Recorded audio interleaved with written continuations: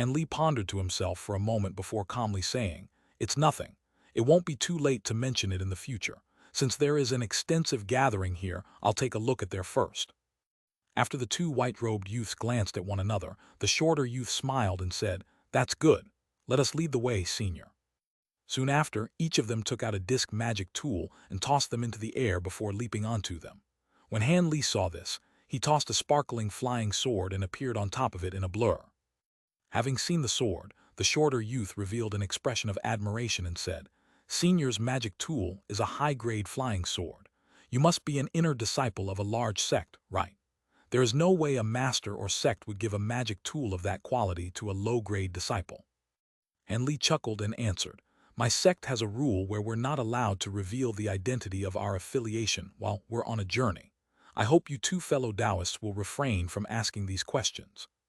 The two youths felt somewhat embarrassed, but now they felt even more certain that Han Li was a disciple from a large sect, and their expressions grew even more respectful.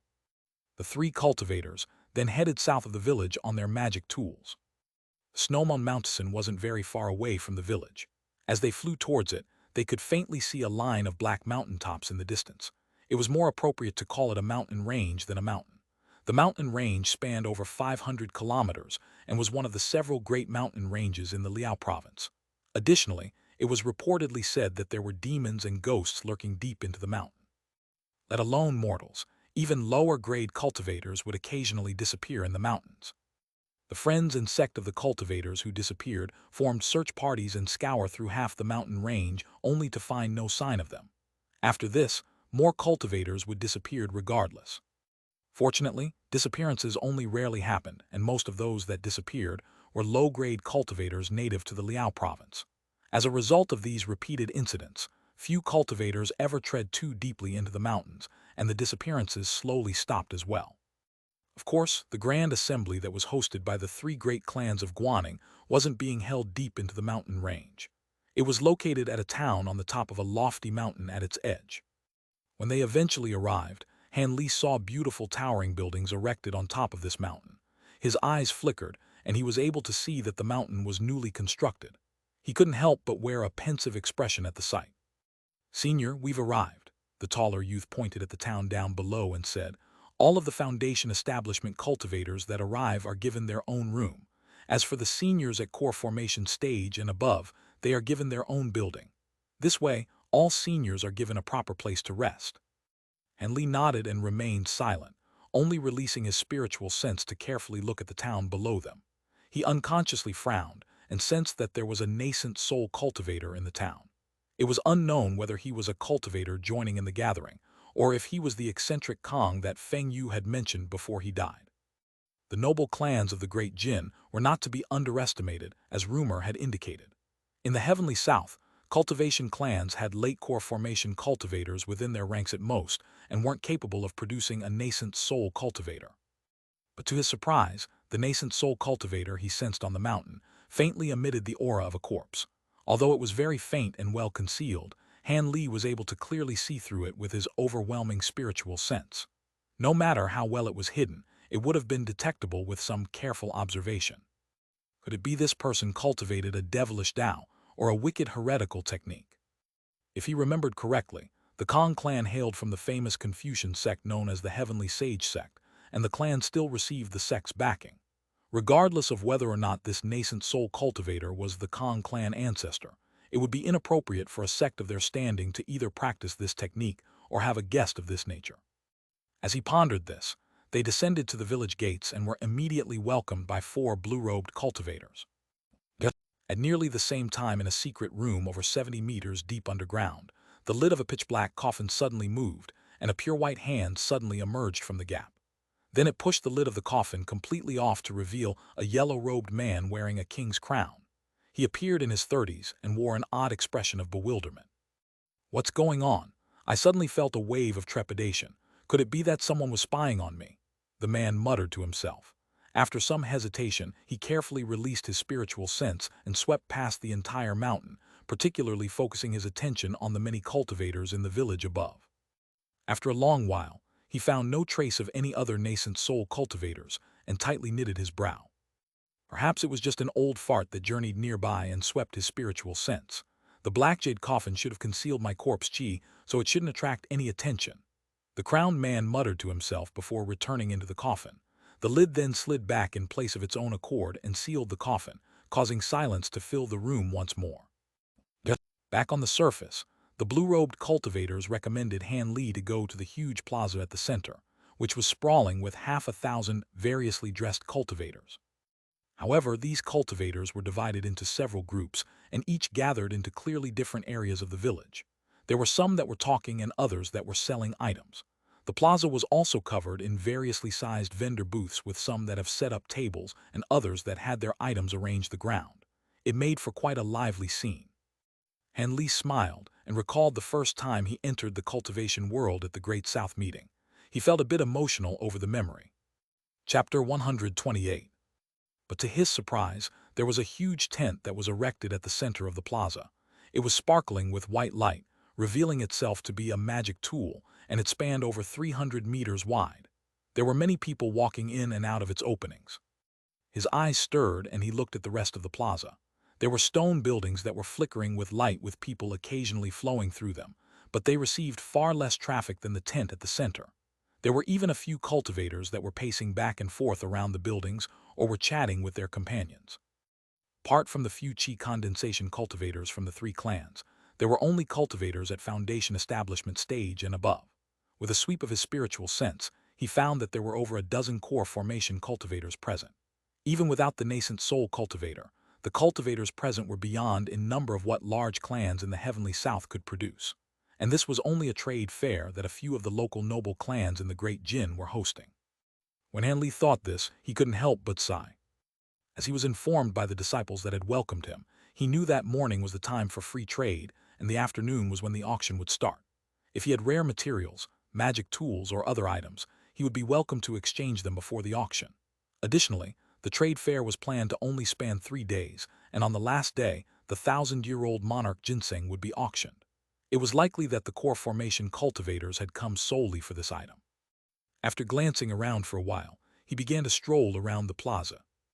Han Li was currently a foundation establishment cultivator that had joined the trade fair on its second day.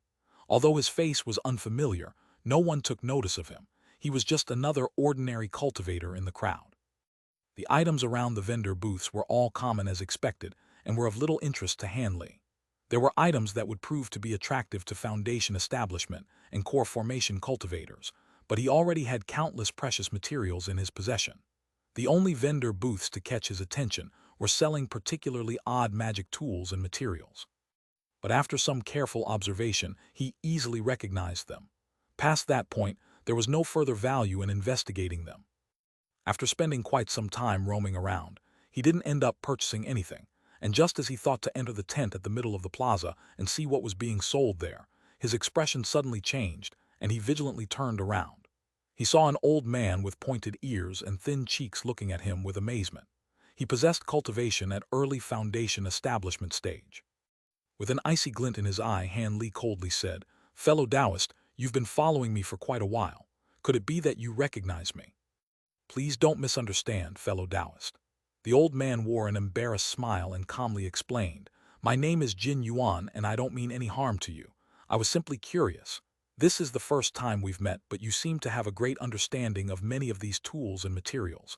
I hold you in quite some admiration." "Oh, I didn't know fellow Taoist was so observant," Han Li calmly said. "But since you've been following me for so long, surely you have more business with me than just a chat." It seems you're quite sharp. In truth, I actually have something to request of you." "Please go ahead and state it." Han Li crossed his arms and wore an indifferent expression. The old man examined the storage pouches at Han Li's waist and chuckled with narrowed eyes, saying, "I have a strange treasure here and I've been unable to make any sense of its uses and origins. I was hoping fellow Taoist could appraise it. Of course, if fellow Taoist is able to read through it, I may as well sell it to you. With your background, you will certainly be able to purchase it." A strange treasure. Han Li's brow stirred and his gaze wandered around the old man for a while. He eventually nodded and pointed to a room at the side. "Fine. Since fellow Taoist has been following me for a while, it seems you hold good intentions. I may as well take a look. Let's go to that hidden room and have a chat. I also have a few things I wish to have explained as well." A hidden room? You have to pay a spirit stone for that. That's quite luxurious, the old man hesitantly said. Han Li mysteriously smiled and said, "That's fine, I will pay the spirit stone. I simply hope that your strange treasure isn't to my disappointment." The old man Jin Yuan chuckled and said, "Relax, fellow Taoist. I went through quite some danger to obtain it. It is definitely unordinary." Han Li nodded and said nothing else as he led Jin Yuan to a building at the side. After entering the building, they arrived at a huge hall that was over 100 meters wide.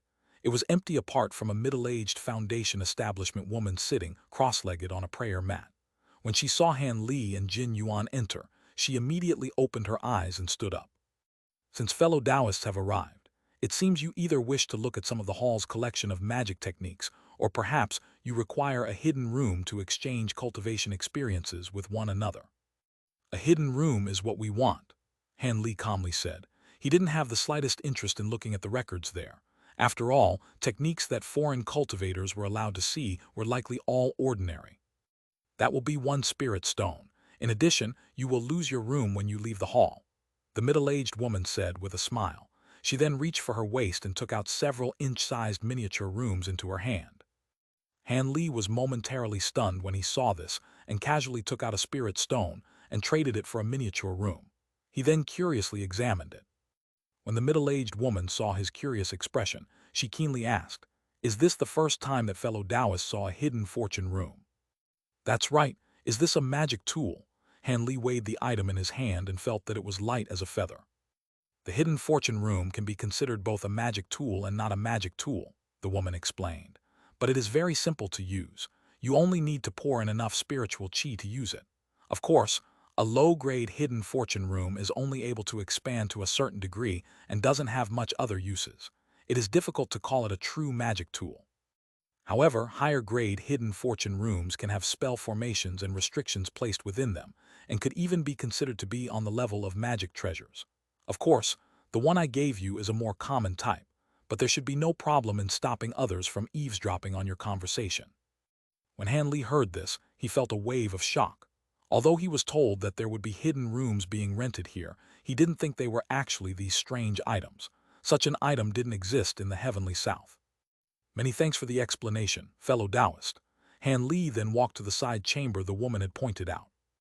And Yuan closely followed behind him, and after a short moment, he couldn't help but say, "It truly came as a surprise that this is the first time fellow Taoists saw a hidden fortune room.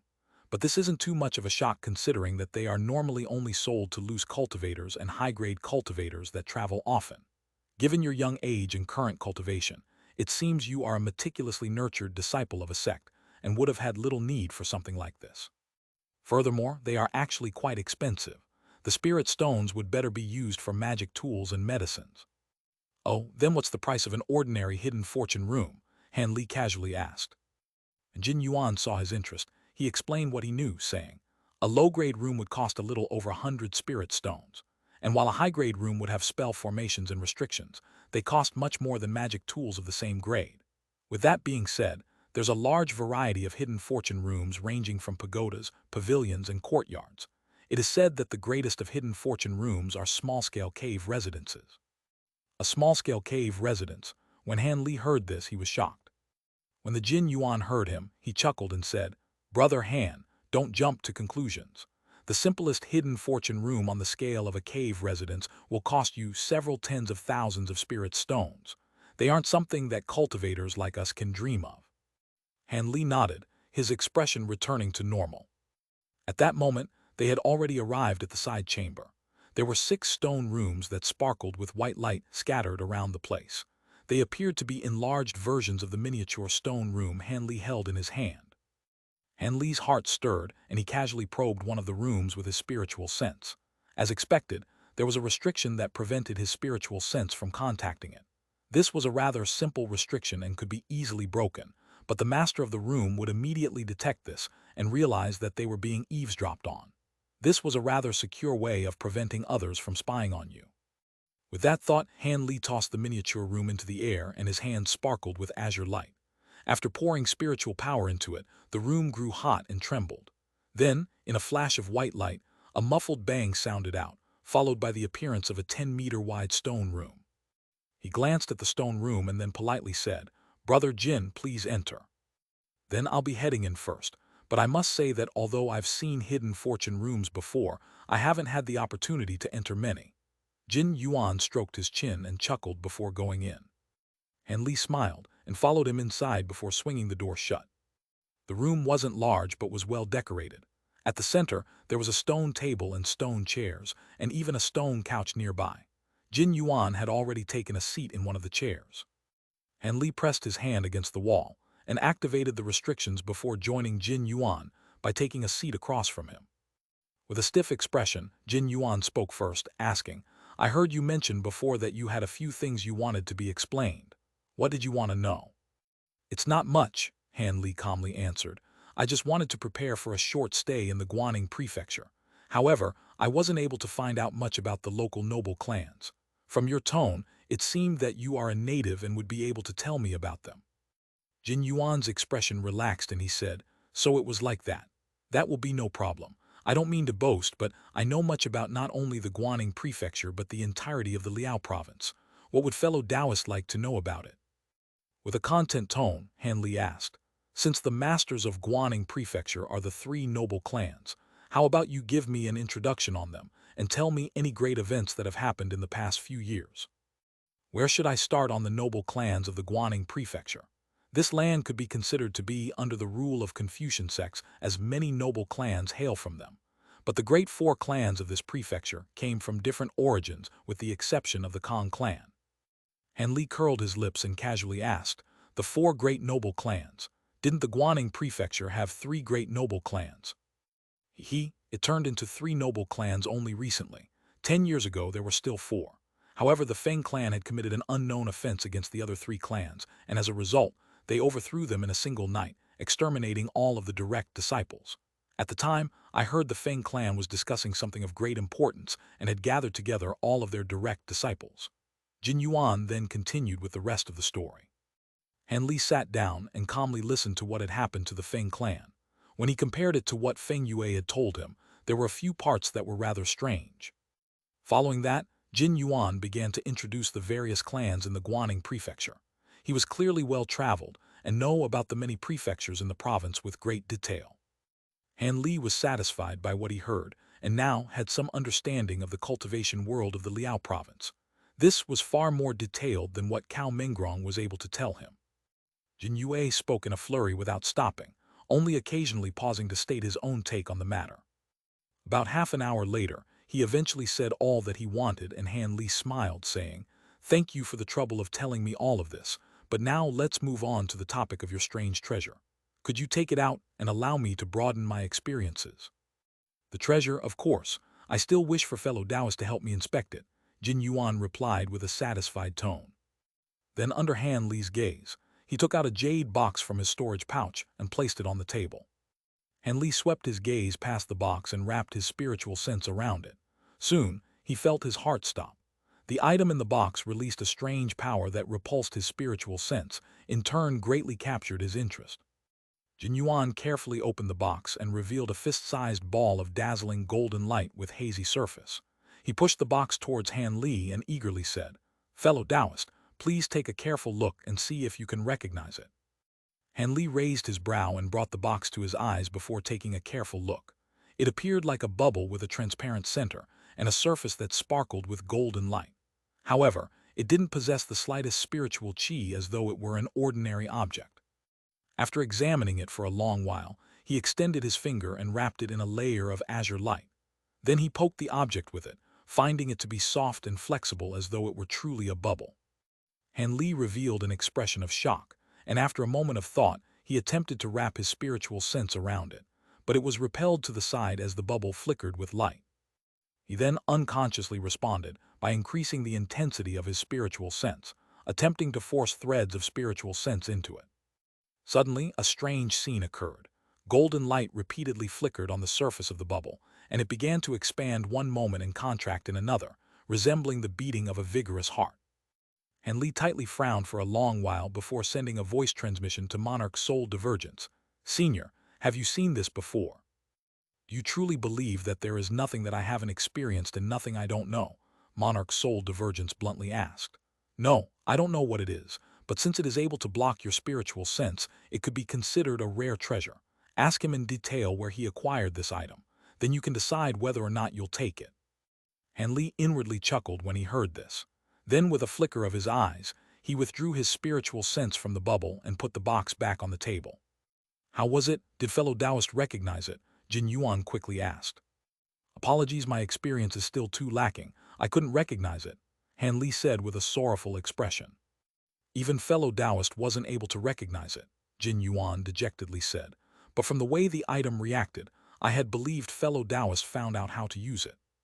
Han Li smiled and casually said, that strange reaction was something that I was only able to produce when wrapping a large amount of spiritual sense around it. Although I don't know what it is, it does qualify as a rare treasure. Oh, so it was like that. Jin Yuan appeared skeptical, and then his gaze focused on the golden bubble on the table before he released his spiritual sense. Han Li calmly observed Jin Yuan's actions, and after a moment, golden light began to flash from the bubble and faintly pulse. The old man then let out a long sigh and wore a tired expression as he withdrew his spiritual sense. It seems I've made a fool of myself. Fellow Taoist's spiritual sense is far stronger than mine. He spoke with a tone of admiration. He originally believed that Han Li possessed cultivation on par with his own. However, his greatest efforts were barely enough to stir the bubble at all, while Han Li's minor efforts were able to induce a powerful reaction. This solidified his assumptions that Han Li was a heavily nurtured sect disciple that possessed countless prospects. Han Li simply smiled and didn't refuse his claims. Brother Jin, where did you acquire this item? From its peculiar nature, does it come from a particular origins? Of course, if Brother Jin finds it difficult to say, you don't have to answer, Han Li said with an indifferent tone. Jin Yuan initially appeared hesitant before wearing a bitter smile and saying, it is no secret where this item came from, but I fear you wouldn't believe me if I told you. The matter is rather incredulous. If you don't say it, how am I supposed to believe it? If you tell me where it came from, I might be able to recognize this item. Perhaps I'll be reminded of similar items of this nature, Han Li said with a grin. From Jin Yuan's tone, it seemed he had quite the story. Jin Yuan sighed and said, it isn't anything worth hiding, but in order to acquire this item, many of my good friends had died and I didn't want to have the memory fresh in mind.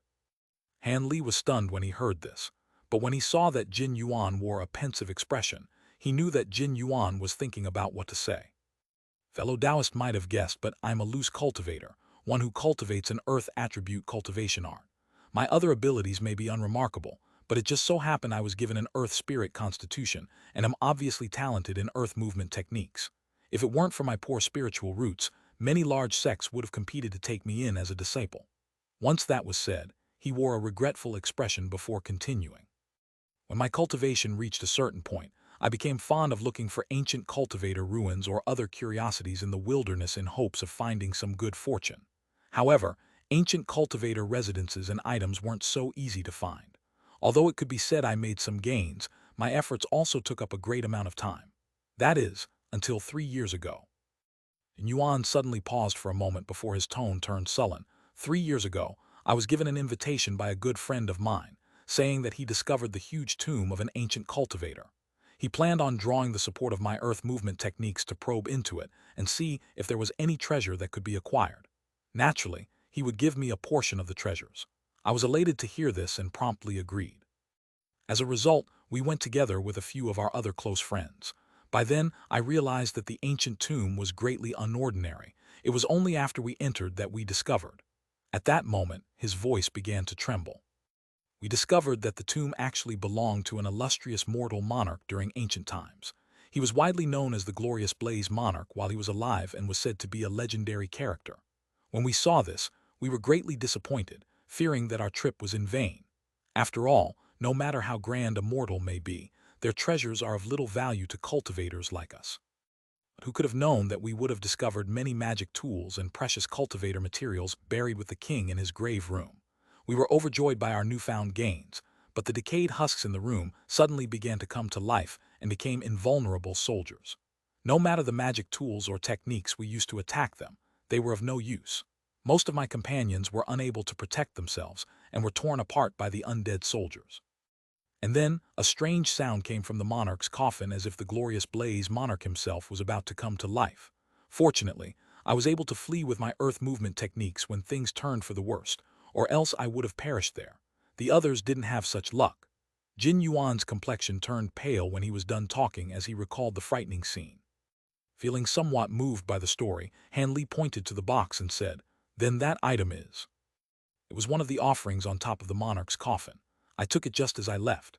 I originally thought since the item was peculiar, it would be a great treasure, but when I brought it to various market cities, none were able to identify it.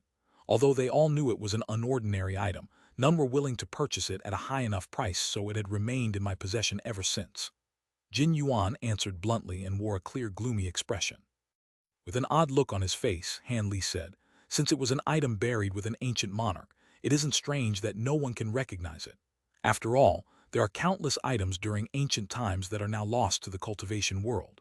However, there are questions to be had if a mortal monarch possessed cultivator items and turned into a walking corpse. Didn't you have anyone else to explore the tomb?" "Of course I did.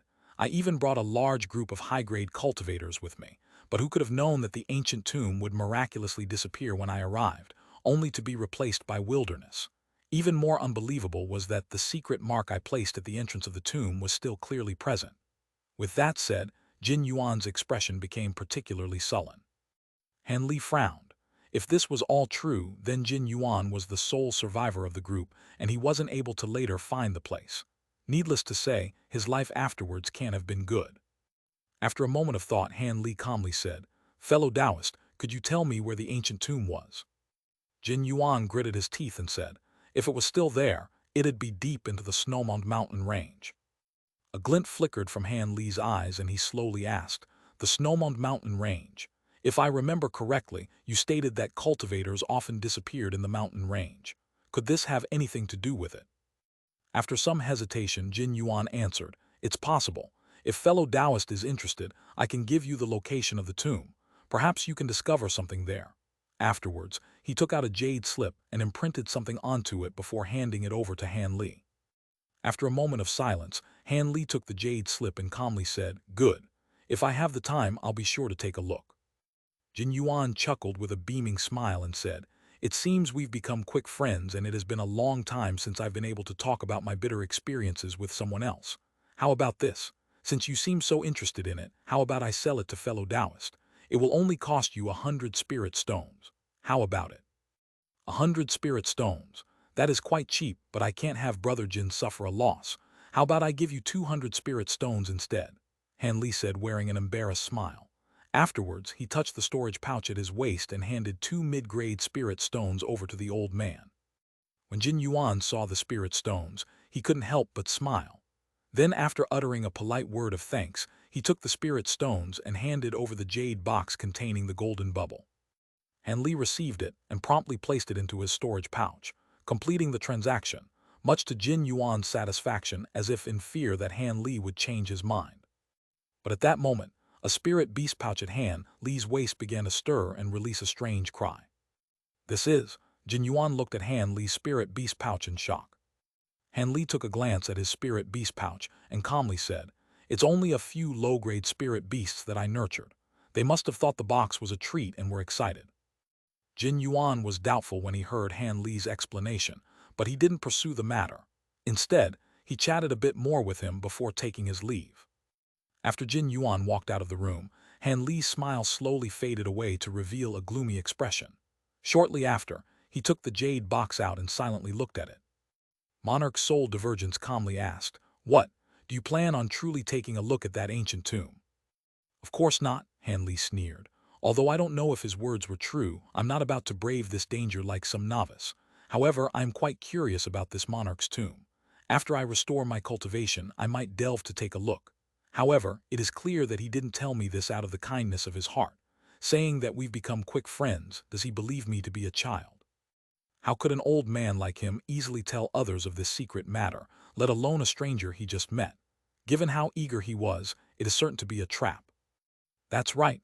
But if it were those young fellows that have just left the sect, they will certainly be tricked by such people with ease.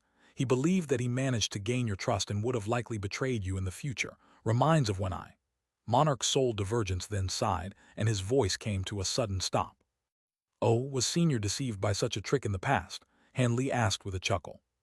Monarch's soul divergent snorted several times out of embarrassment. I was young once too. It isn't so strange. It's all right. This junior won't ask senior about his past shames. However, it seems the weeping soul beast is interested in this item. It does seem quite strange. Han Li's face blanked, and he slapped the spirit beast pouch at his waist, releasing a streak of black light. It landed on the table and revealed itself to be a miniature foot-tall monkey covered in jet black fur. As soon as the monkey appeared, it began to sniff the air and began to stare at the golden bubble with a hesitant expression. Baffled, Han Li joined his spiritual sense with the weeping soul beast.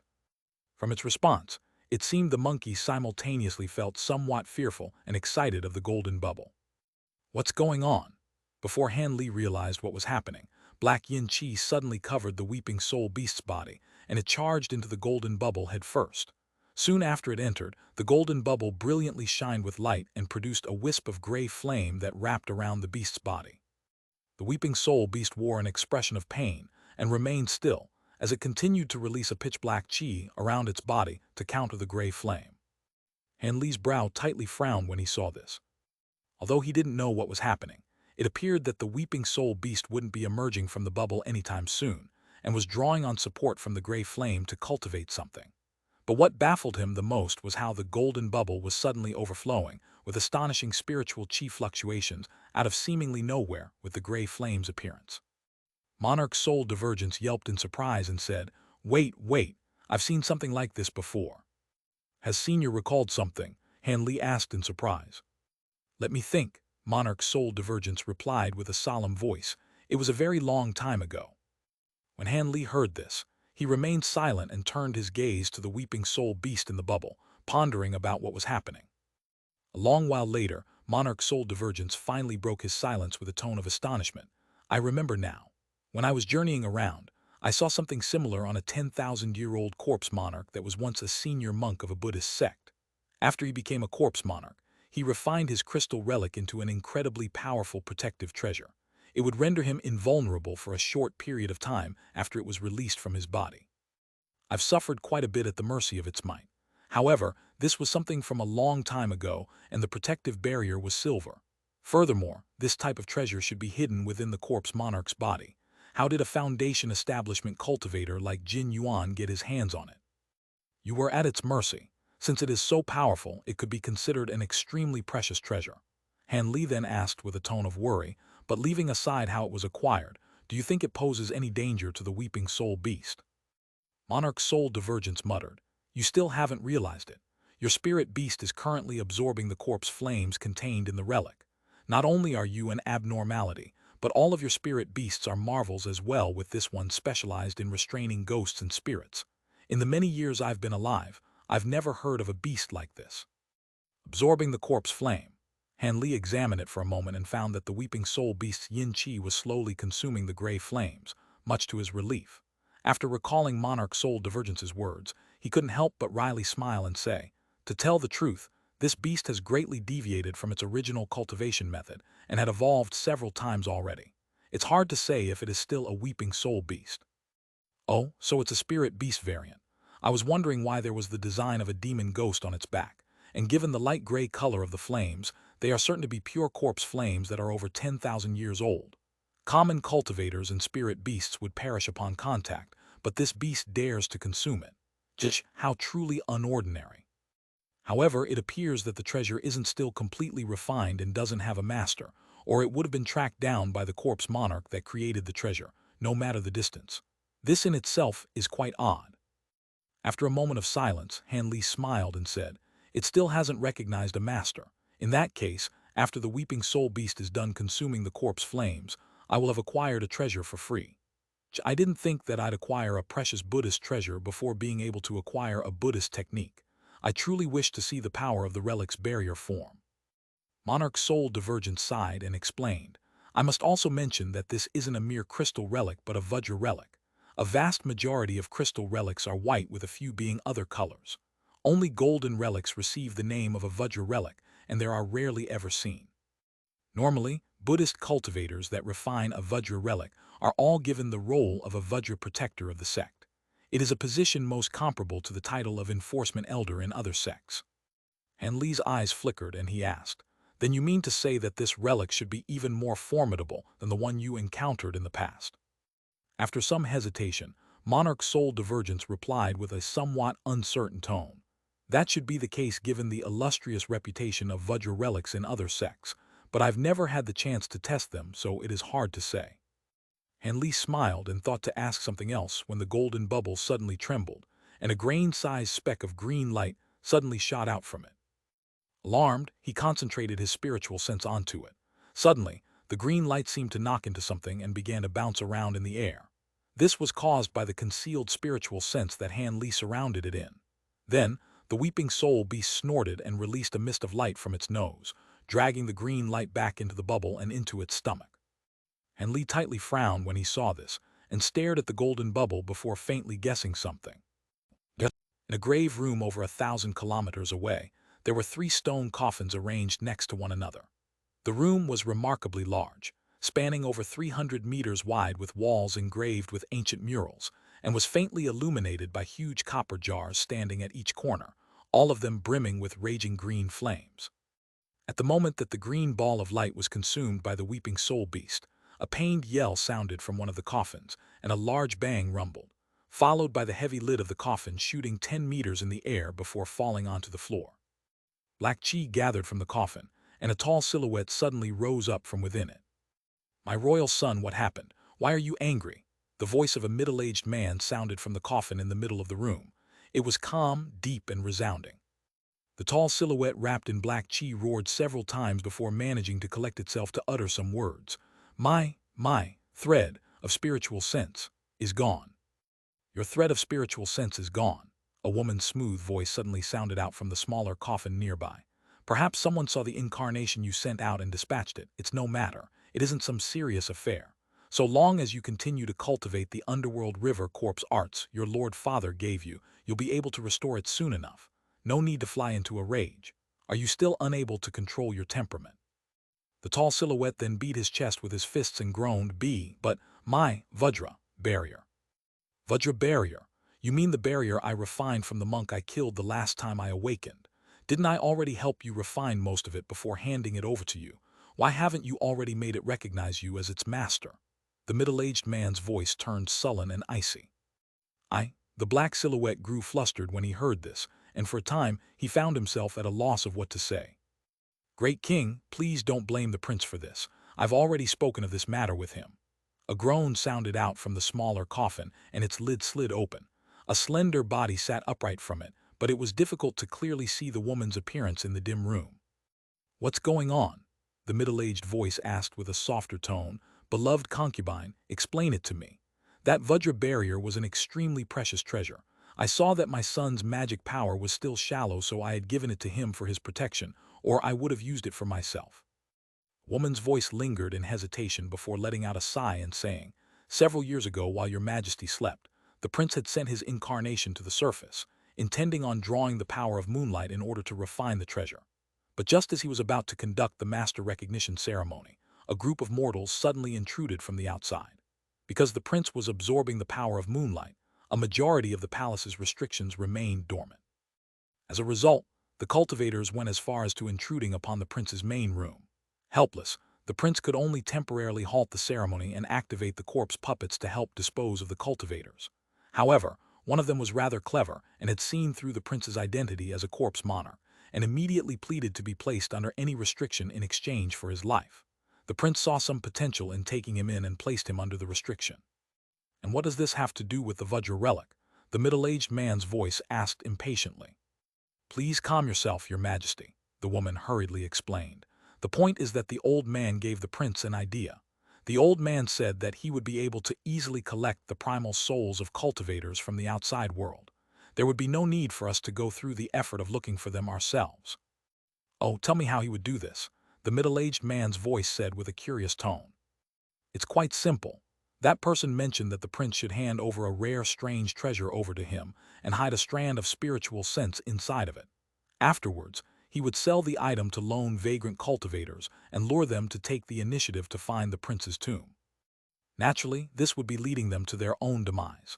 But in case they don't go to the tomb, the prince's thread of spiritual sense will find an opportunity to activate the hidden restrictions on the treasure, exterminating the person who is holding it and trapping their soul in the treasure before being brought back to the tomb.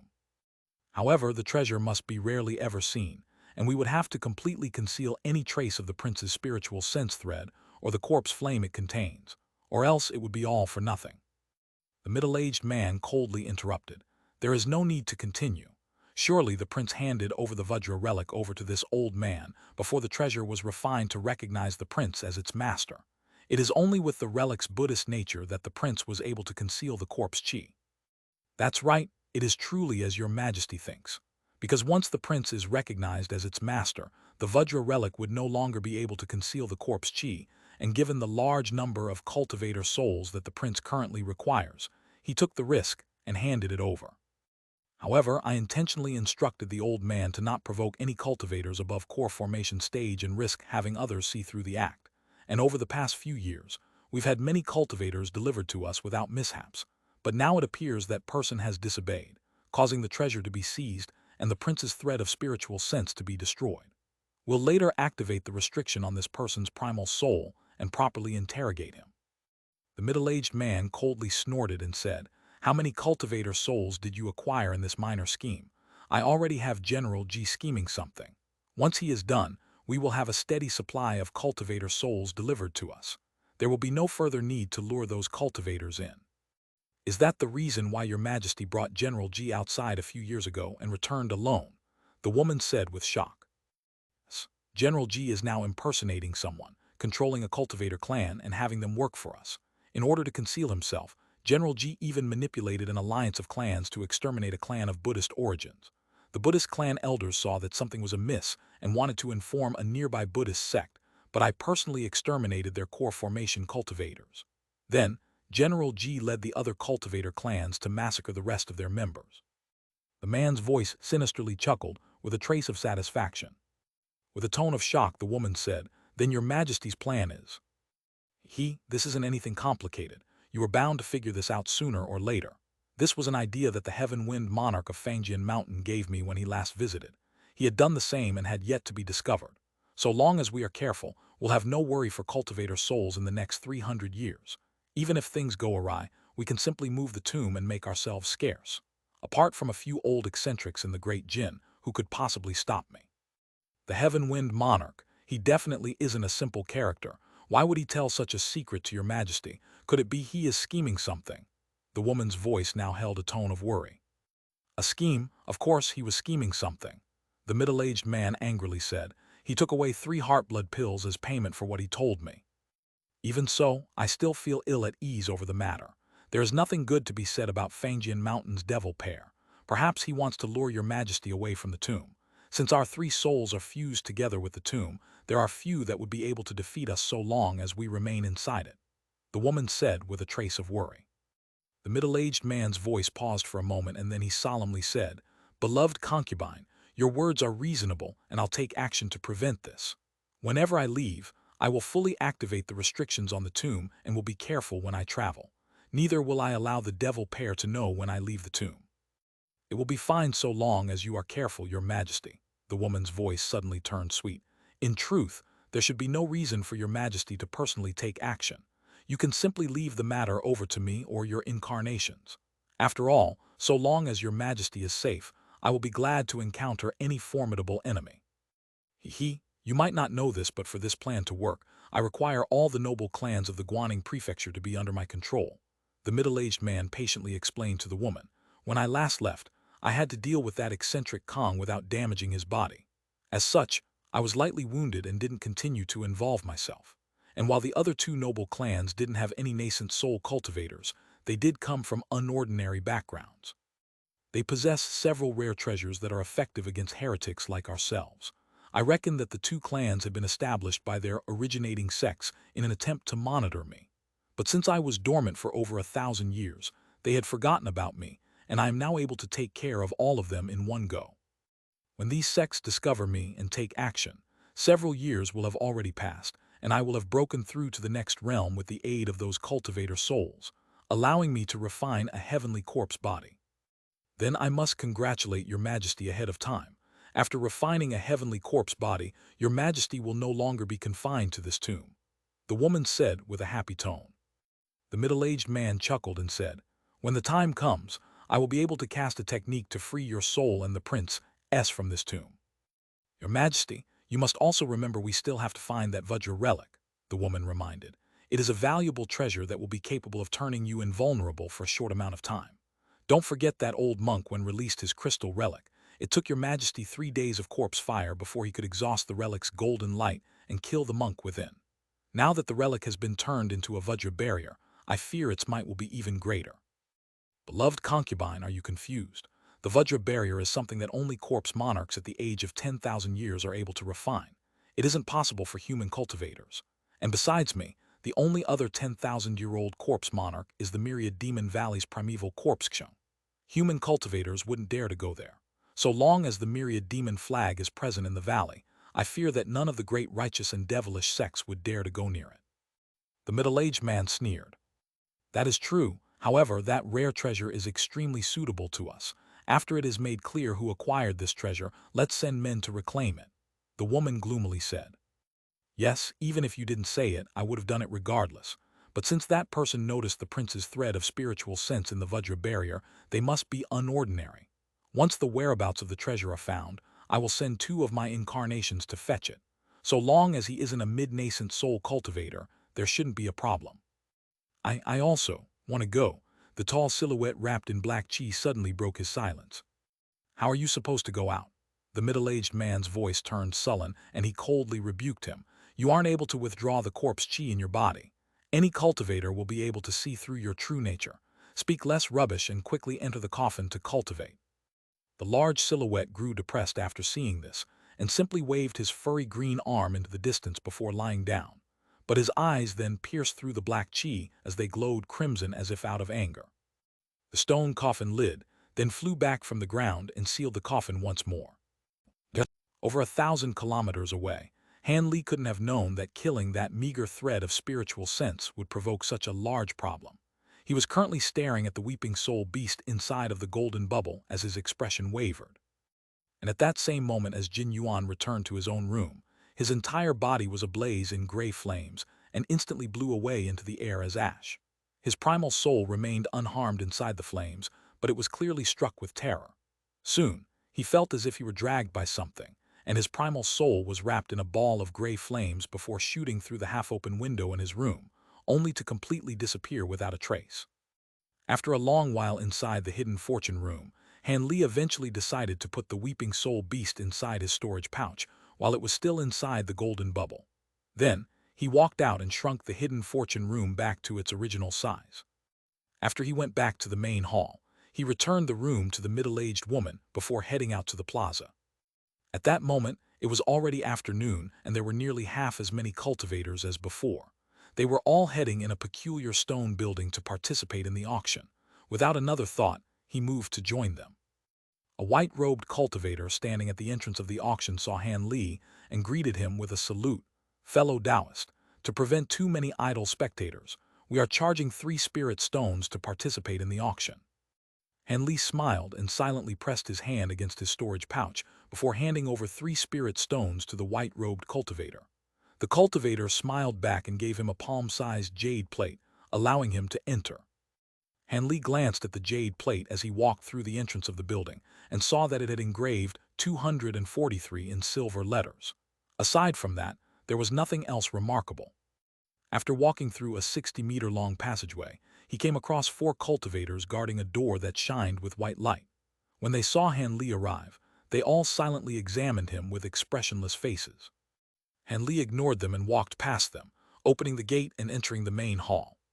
He then heard a loud man's voice saying, 500-year-old phoenix tail flower, 790 spirit stones. Is there anyone bidding any higher?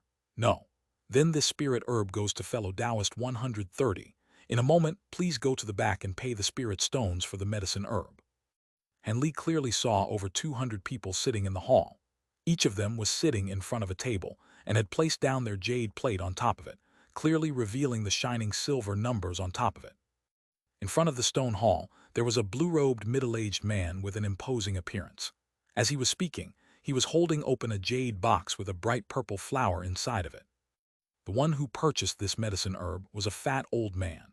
When he saw the middle-aged man verify the winning bid, he stood up with a happy expression and walked over to the side door as if he couldn't wait to acquire it.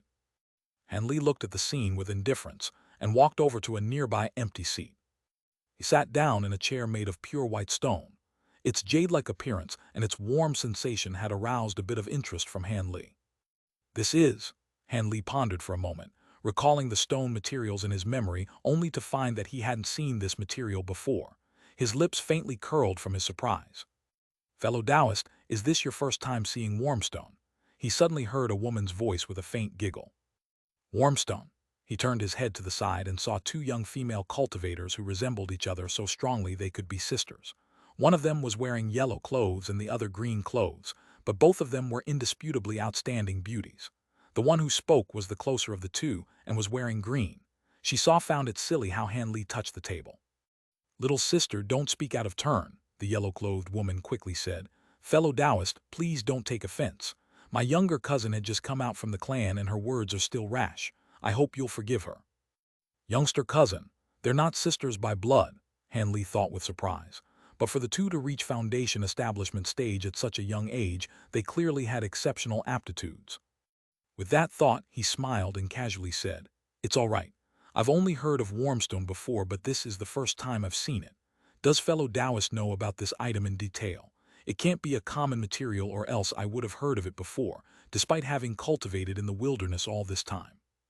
"Warmstone is completely different from the material known as warm jade," the yellow-clothed woman explained with a smile. "It isn't strange for fellow Taoists to not know of it, as it is a material rarely found in other places. It is only present here because it is a specialty of the Snowman Mountains. But apart from being warm to the touch and exceptionally white, there is nothing else notable about it. But of course, it is far more valuable than the common jade found in the mortal world." "So it was like that. Many thanks for your explanation." Han Li nodded with understanding, and then his expression blanked as he turned to look at the middle-aged man auctioning a top-grade magic tool. His actions had caused the green-clothed woman to narrow her eyes and curl her lips, betraying a trace of disdain. Just as she was about to say something else, her older cousin shot her a stern glance, causing her to keep her mouth shut. Han Li completely ignored this, and was calmly looking up at the magic tools and spirit herbs being auctioned. Although the auction was certain to be somewhat lacking considering that it was hosted by local clans, he paid particular attention to it as there was a vast difference in prices between the Great Jin and the Heavenly South. It would serve as preparation for when he would search for rare materials. After some calm observation, he came to the conclusion that regardless of whether they were spiritual herbs or magic tools, they were significantly more expensive than they were in the Heavenly South. The rarer items were particularly costly. After some thought, he came to realize that although the Great Jin was over 10 times larger than the Heavenly South, they attracted a far greater number of cultivators considering their complete legacies of cultivation. This caused a severe lack of magic tools and medicines in comparison to the Heavenly South. Conversely, it could also be said that the Great Jin was abundant with resources and would have many rare materials that would never be seen in the Heavenly South and even the scattered star seas. In this auction alone, there were a few medicines and tool materials that he didn't know of. This was much to Han Li's joy. It appeared that if he paid a visit to the many high-grade market cities in the Great Jin, there was the possibility of acquiring the few rare materials he needed. Just as Han Li thought this, the blue-robed middle-aged man on the stage called out to bring out the next item, a tray with 3 deep red gems on it. They shined with a flicking light similar to a blazing flame. It was rather eye-catching. 3 fire-smelt crystals, the middle-aged man announced with a smile, an ideal material for refining top-grade fire attribute magic tools. "Fellow Taoists, the bid will now start at 500 spirit stones." Han Li took a casual glance at them and was about to turn his eyes away, but the crystals then caught his eye, and he let out a yelp. Monarch Soul Divergence's voice lazily sounded out from the back of his mind. "Youngster Han, from your reaction, it seems those gems have caught your eye."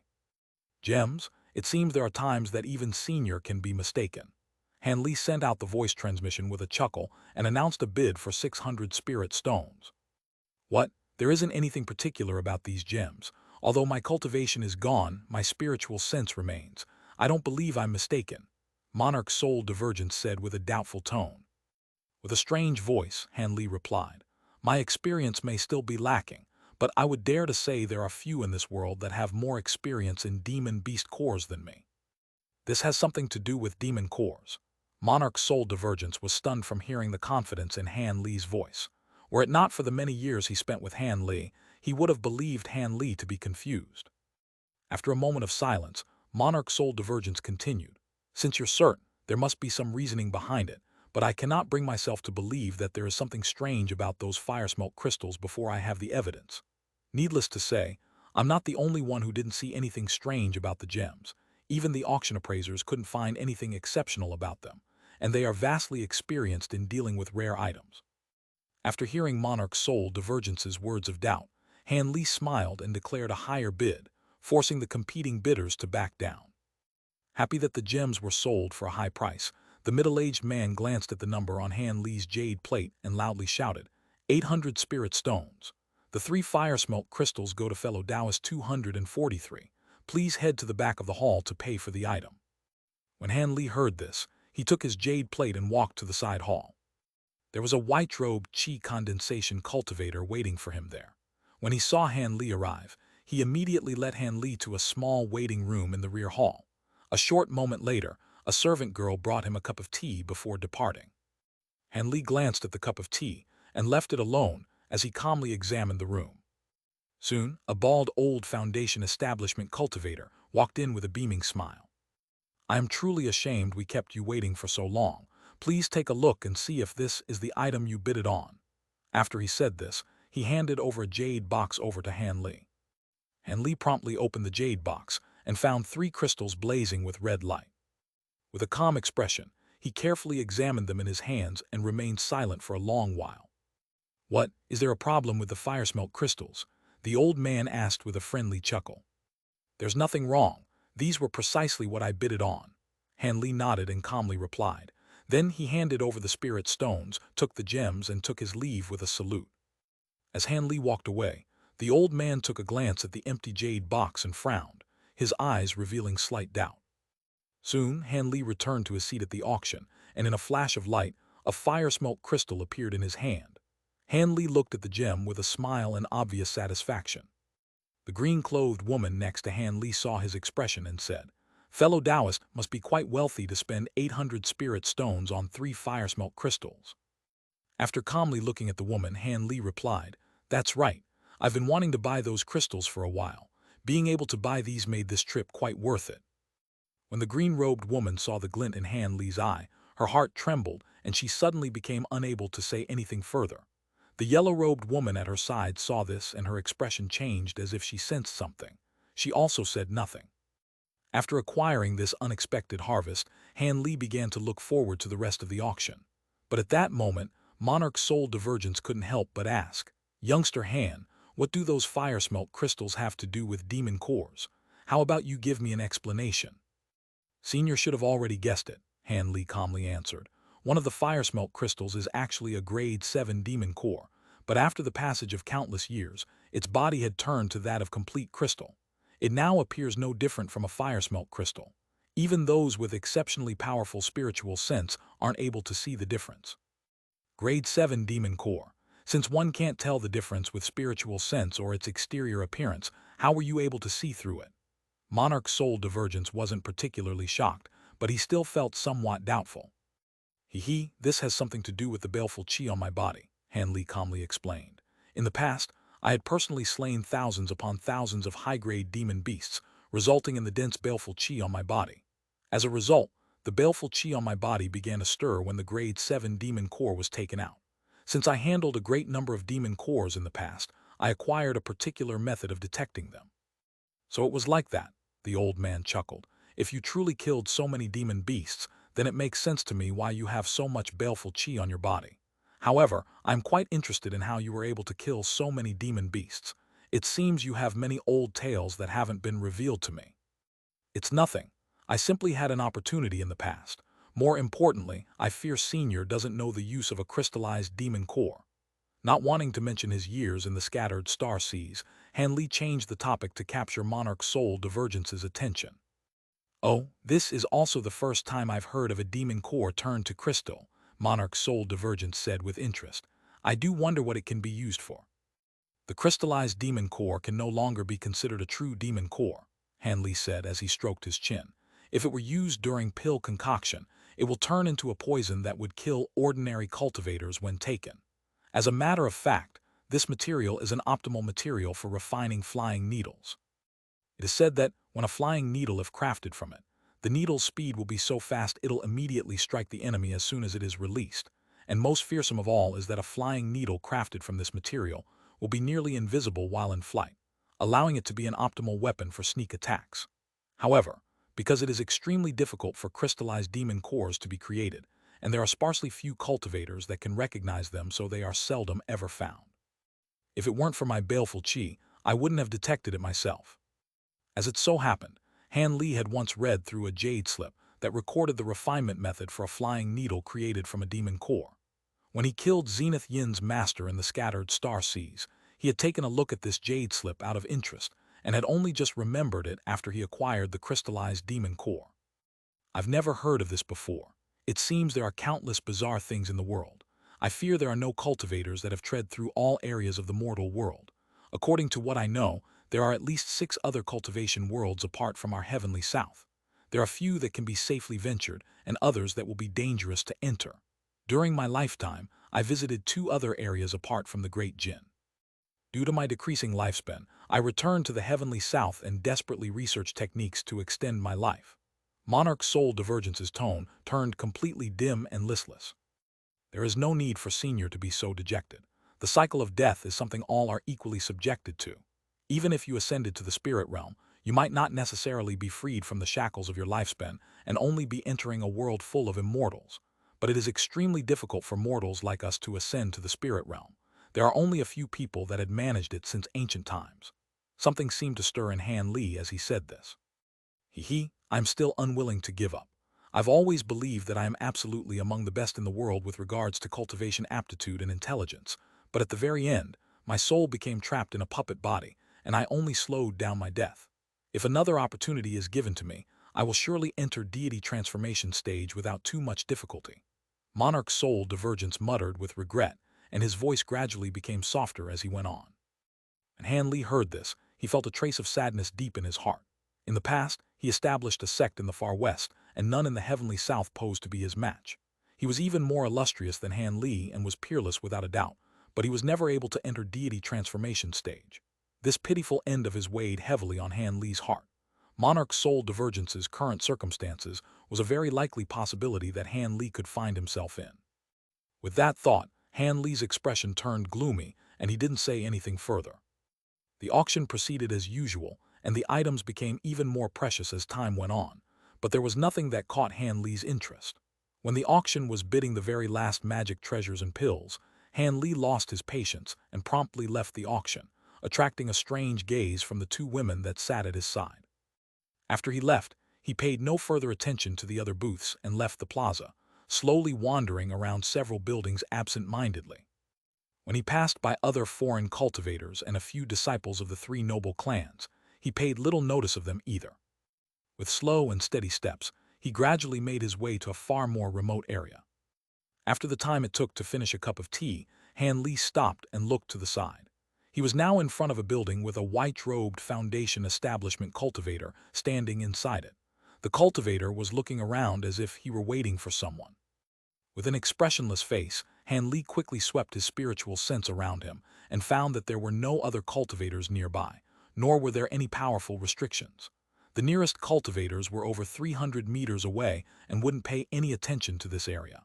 As a result, he approached the cultivator standing inside the building. The fierce-looking man was surprised by Han Li's appearance and asked, "Does fellow Taoist have any business here?" When Han Li approached him, he smiled and said, "Are you a Kong clan cultivator?" The large man sized Han Li up and saw that he had a variety of pouches at his waist. Since he didn't seem to be a vagrant cultivator, the large man politely replied, "That's right. I am the Kong clan's chief external affairs attendant. Does fellow Taoist? I have a few matters that I must talk about with your clan master. Do you think you could inform him?" Han Li asked in a friendly tone. "See the clan master. I'm afraid that isn't possible," the large man said with a frown. "Our clan master is currently handling important affairs. He cannot casually see a stranger. If it is important, you may as well tell me first." With a deliberate display of hesitation, Han Li then said, "Very well. Just as I left the auction hall, I discovered that there was an item with a problem. I wish to talk about with your clan master." The auction hall. "Something is wrong with your item." The large man's expression suddenly froze and he said, "If that's the case, you should bring up the matter with the fellow Taoists at the auction hall. It isn't something that the auction hall can resolve. You'll see once I show you the item." Han Li sighed and then he touched a pouch at his waist. When the large man saw Han Li's action, his many years of experience caused him to unconsciously place his palm at his waist, but when Han Li flipped his hand, he took out a shining red gem and handed it over to the large man. The large man's suspicions disappeared and his body relaxed. With a confused tone, he said, "Isn't this a fire-smelt gem? Why would you need to see the clan master over this?" Just as he spoke and reached out to take the gem, a wisp of blue flame suddenly shot out from the stone. At such a short distance, the large man couldn't dodge, and just as he was about to yell, his head froze and a chill ran down his body.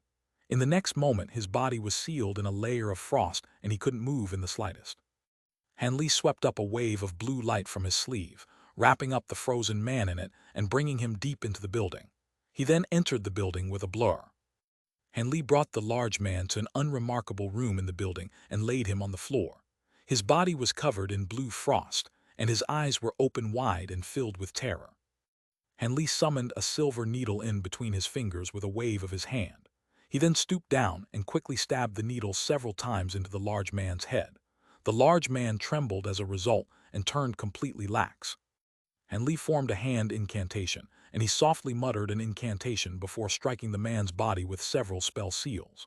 The frost immediately disappeared from the man's body, and he sat up with blank eyes and stiffly crossed his legs, then waiting motionlessly like a puppet. With azure light covering his face, Han Li waved his sleeve, releasing several various-colored spell flags around him. They surrounded the two, creating a chi-concealing spell formation. After activating the formation, his body blurred and reappeared behind the large man. He raised his hand and pressed it against the top of the large man's head. At that moment, light brightly glowed from Han Li's body and enveloped the large man. "What is your name, and what is your position in the Kong clan?" Han Li's cold and emotionless voice echoed from the light. The large man listlessly replied, "I am Kong Du.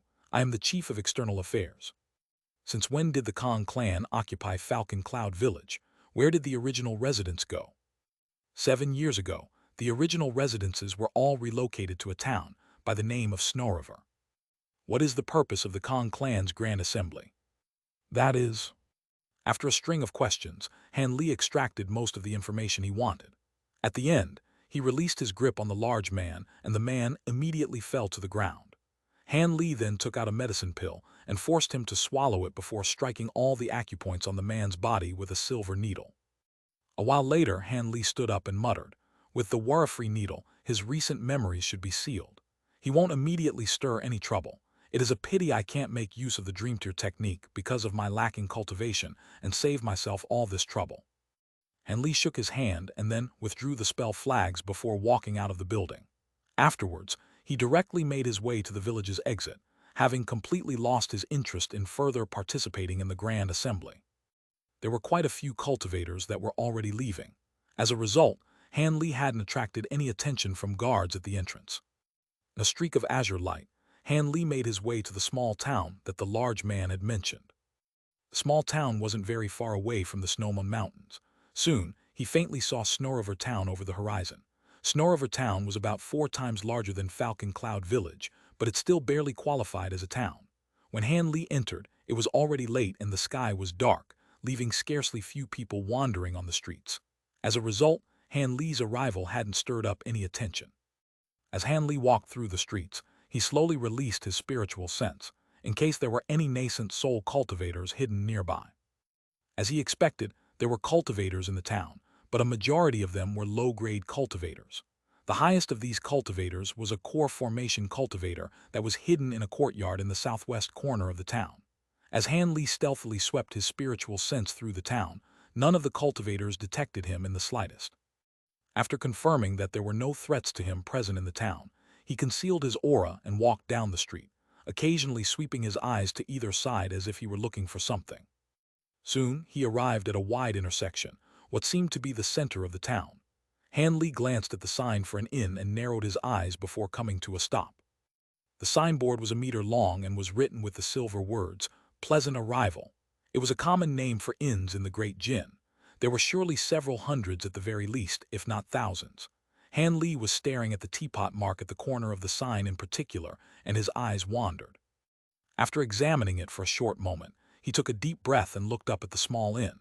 Seeing that there was no one around, his figure blurred and in a flicker of faint yellow light, he phased through the inn's door as if it weren't there. The main hall of the inn was pitch black and completely quiet. It was unknown if there were any guests or if they were all sleeping. After some consideration, Han Li closed his eyes and released his spiritual sense, immersing his mind with the image of the inn.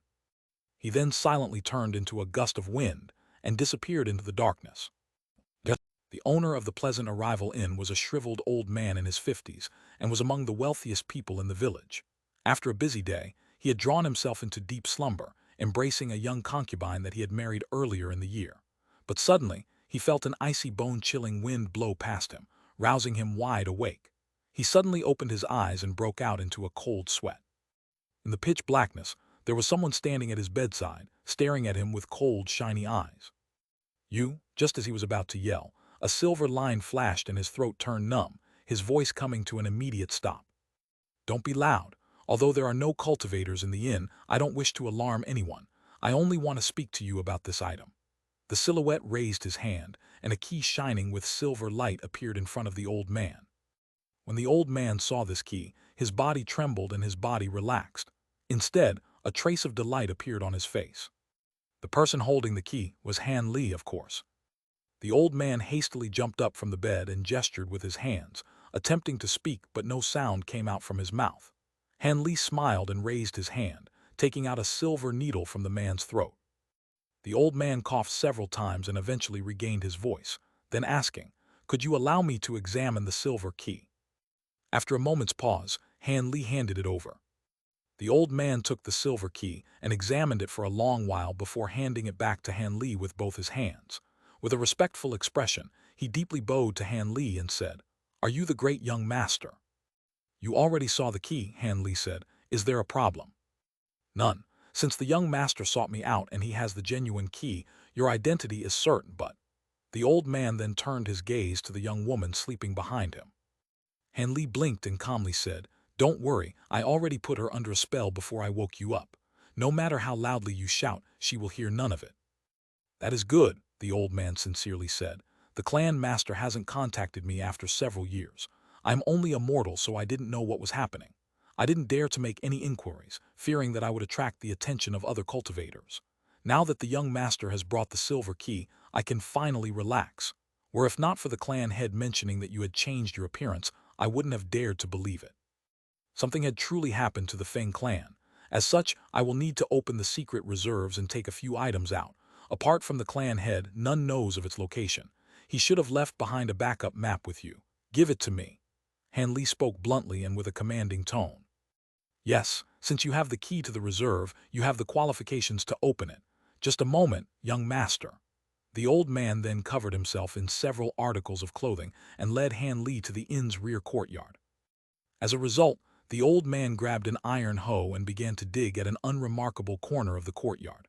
Afterwards, he used his hands to carefully search the soil, eventually finding a stone brick with a common appearance. At that point, he was already covered in sweat. The old man handed over the brick to Han Li and said, "The location of the secret reserve is sealed in here. There is a restriction on it and I am incapable of opening it, but young master should be able to." "Of course I do." Han Li gave the brick a few appraising glances and nodded with satisfaction. Then with a stern expression, he commanded, "Now that I have this item, you shouldn't stay here any longer. Travel far away and hide your identity." The old man's expression turned dim when he heard this. Then something must have truly happened to the Feng clan. "Don't worry, young master. I will immediately depart in a few days. I won't have the information of young master leak out." Han Li put away the stone brick and took another glance at the old man's dim expression. With a moved heart, he flipped his hand and gave a small azure bottle to the old man. "You should know how things stand now. Since you've always remained loyal to the Feng clan, take this bottle of medicine pills. Although you are only a mortal, the pills will strengthen your body and allow you to live a longer life." The old man was stunned for a moment before happily replying, "Many thanks for your generosity, young master." Hanli waved his hand and expressionlessly said, "All right, I'll be leaving now. Take care of yourself." Then in an azure flash he disappeared from the inn without a trace. The old man glanced around him in shock, and after a long while he confirmed that Hanli had left. Then he lowered his head and blankly looked at the medicine bottle before letting out a sigh. When Hanli left the inn, he immediately flew out of the town and went to find a desolate mountain. After dropping down, he summoned an azure brick with a flip of his palm. With the brick in hand, Hanli took a closer look at it and swept his other hand past it. With fingertips glowing in azure light, they brushed past the brick's surface and caused it to ripple in white light. He curled his lips into a smile and nodded. The brick was consistent with what Feng Yue told him. It was actually a storage pouch in disguise, but it needed to be opened with a specific incantation. If it were opened by force, the items it contained would be turned into ash. Hanli acquired the incantation from Feng Yue before his death and now uttered it, spitting out a ball of azure light with talisman characters roaming across it. It struck the brick and enveloped it within. Soon he formed an incantation gesture with a single hand and quickly pressed against each corner of the brick with his finger. With a light bang, a pitch-black hole appeared on its surface. He didn't take the risk of sticking his hand into it. Instead, he slapped the bottom of the brick and it trembled with light, causing two items to fly out from the hole. There was a jade slip that was several inches large and a pile of tightly bundled documents. He easily caught them in the air with a single hand. After putting away the brick, Hanli paid no attention to the documents and immediately immersed his spiritual sense into the jade slip. Not long after, his expression warped and turned sullen. Monarch Soul Divergence saw his reaction and asked, "What is it? Could it be it doesn't contain the location of the Feng clan's secret cave?" "It's there, and it even details its exact location." After letting out a long sigh, Hanli withdrew his spiritual sense from the jade slip and frowned. "Then why are you so gloomy? Could it be the cave is in a dangerous place?" As expected of an eccentric nearing the age of 10,000 years, Monarch Soul Divergence guessed correctly. Hanli sighed and wore a helpless expression, saying, "It is possible I'll run into trouble. The secret cave is located deep into the Snowmon Mountains." Why did the Feng clan establish it there? Could it be they didn't know there was something strange about the mountains and that cultivators often disappeared? Monarch Soul Divergence spoke with a flabbergasted tone. "Who knows?" Hanli said with a wry smile. "Perhaps the Feng clan ancestor felt that the more dangerous the area, the safer it would be." Monarch Soul Divergence lazily said, "Since they had always used this secret cave, it shouldn't be too dangerous. There's no point in being too worried." "I hope so. Now that I've acquired the map, I can't let this go by because of some unknown danger. If this goes smoothly, I'll arrive there in a day." Afterwards, Hanli put away the jade slip and then picked up one of the documents, flipping through it before yelping in surprise. He then said, "These are the deeds for the Feng clan properties in the mortal world. They can be said to own the most land in the region."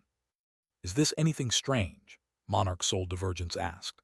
"The noble clans of the Great Jin and the immortal clans of the Heavenly South have quite a few differences. Interfering with the mortal world can be considered quite ordinary, and it isn't a disgrace to interact with high-ranking government officials and the wealthy. Even vagrant cultivators take the initiative to reach out to them for help. Not only does the Great Jin span across a great amount of land, but the mortals living there exist in far greater density than the Heavenly South. As a result, there are fewer desolate areas, and spirit medicines and spirit stones often found themselves in the hands of mortals. This is different in the Heavenly South, where mortals occupy far less land, and there is much more wilderness. As such, the Heavenly South cultivators don't interact much with them." Hanli doubtfully said, "You mean to say the many sects allow the royal powers of the Great Jin to control their cultivation resources?" Monarch Soul Divergence chuckled and said, "It isn't that they allow it. The Great Jin isn't like the Heavenly South, where there are many different countries and clans, but rather, a single powerful imperial court has ruled over the Great Jin's mortal world since ancient times. No matter how powerful a cultivator may be, they won't dare to harm mortal affairs, or else other sects and powers will use this opportunity as a pretext to move against them. As a result, the Great Jin Court had reached a compromise with many of the great powers in the cultivation world. If I remember correctly, The agreement would dictate that the powers or sects wouldn't pressure or interfere with the mortal imperial court, and would even allow the imperial court to directly hire a few vagrant cultivators in order to preserve the prestige of the court. Of course, the great Jin imperial family can also nurture a certain number of their own cultivators, but the great sects keep a close eye on them to make sure they don't get carried away. Monarch's soul divergence continued. For all of these great powers to acquire cultivation resources and manpower, they had made agreements in secret with the royal family and imperial court. A few particularly powerful officials will likely have been backed by various sects in order to prevent other powers from holding the advantage. Under these circumstances, noble clans began to appear from sects, and as a result, noble clans gradually accumulated many mortal properties and became accustomed to interacting with the mortal world. However, these lands should have cultivation resources on them since they've been so carefully stored away. These are crucial for the survival of any noble clan. When Han Li heard this, he stroked his chin in utter amazement. Since these documents are so important, why were they placed here? Han Li pondered. Did the Feng clan master sense something was about to happen and put them here as a contingency measure? That's possible, but this has nothing to do with us, Monarch's soul divergence stated. Let's not waste our time thinking about this and instead head straight to the Feng clan's hidden storage. Perhaps there could be a Buddhist technique to dissolve your baleful qi. It is as you say, Senior. Han Li smiled and then put the documents away in a jade box. After making certain of his direction, he flew off on a magic tool towards the Snowmon Mountains. At that moment, in a tomb underneath the Snowmon Mountains, there were two silhouettes enveloped in green qi. They were kneeling in front of the three stone coffins and remained motionless. Suddenly, two streaks of green light flew out from one of the coffins, and they each entered into the silhouettes' foreheads. Go, kill him and retrieve the treasure. A man spoke from the middle coffin with an imposing tone. The two silhouettes blurred into streaks of green light and circled the room before flying off. All right, I've acquired the appearance of the person who took away the Vajra barrier and gave it to the incarnations. The prince's remnant qi should also remain in the Vajra barrier for a short amount of time. So long as this person doesn't immediately leave the Guaning province, it will be impossible for him to escape. Many thanks, Lord Father. A happy stutter came out from the other coffin. The man from the center coffin snorted and said, I will leave it be this time, but there had better not be more trouble. Yes, next time, this will not happen. The stutter now had a fearful tone. No further words were spoken from any of the coffins, but after the time it took to finish a meal, a loud bang sounded out.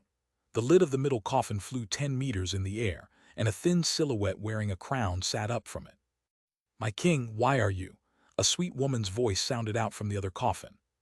With glowing red eyes, the man said, the veins of yin qi in the earth will soon erupt, and a temporary leave from the tomb room won't cause me a large loss in cultivation.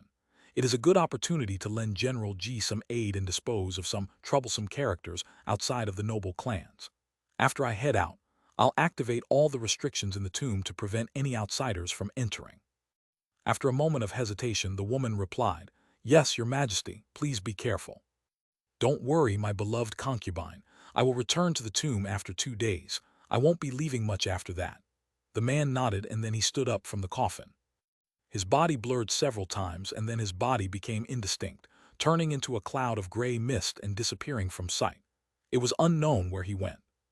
Soon, silence filled the tomb room, only to be interrupted by a woman's deep sigh. When Han Li caught sight of Snowmon Mountain, it was already dawn. Without another thought, he rushed into the mountains on his flying magic tool. Fearing that he would provoke trouble, Han Li concealed his aura and flew at a low altitude, releasing his spiritual sense to only cover a couple of kilometers and carefully watching everything that happened nearby.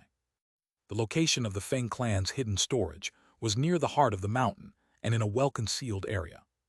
After flying around for the day, Han Li looked down at the mountains from the air before dropping down on an unremarkable peak, discovering a huge waterfall that was a kilometer tall. The scene was completely the same as the Jade slip described, much to Han Li's relief. After looking at the surging mists of white water, Han Li floated down and formed an incantation gesture. Then he raised his hands and released 2 streaks of azure light into the waterfall. A series of muffled rumblings sounded out, followed by the appearance of a 3-meter-wide hole in the waterfall. Han Li flew in without hesitation, and soon after, the hole disappeared. Of course, Han Li didn't know that in the instant he entered the cave, Two green silhouettes were pursuing him from 500 kilometers away.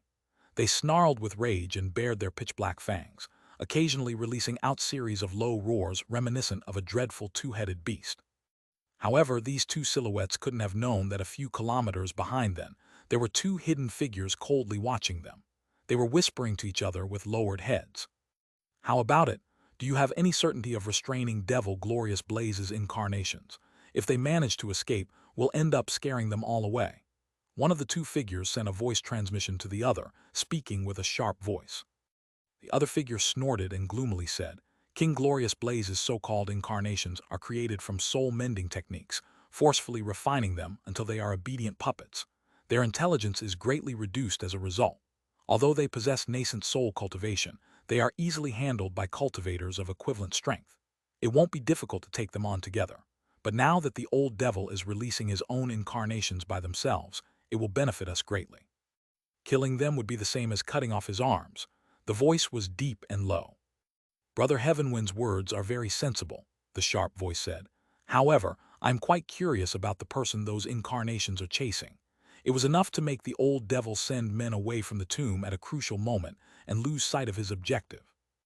Who knows? Regardless of who it is, they have no influence over our plans. King Glorious Blaze's cultivation will greatly decrease when he leaves his tomb. This is an extremely rare opportunity. That old devil is extremely sly and never leaves his tomb for more than a moment at a time. If it wasn't for the trap I set, I fear we wouldn't have any opportunities in the slightest.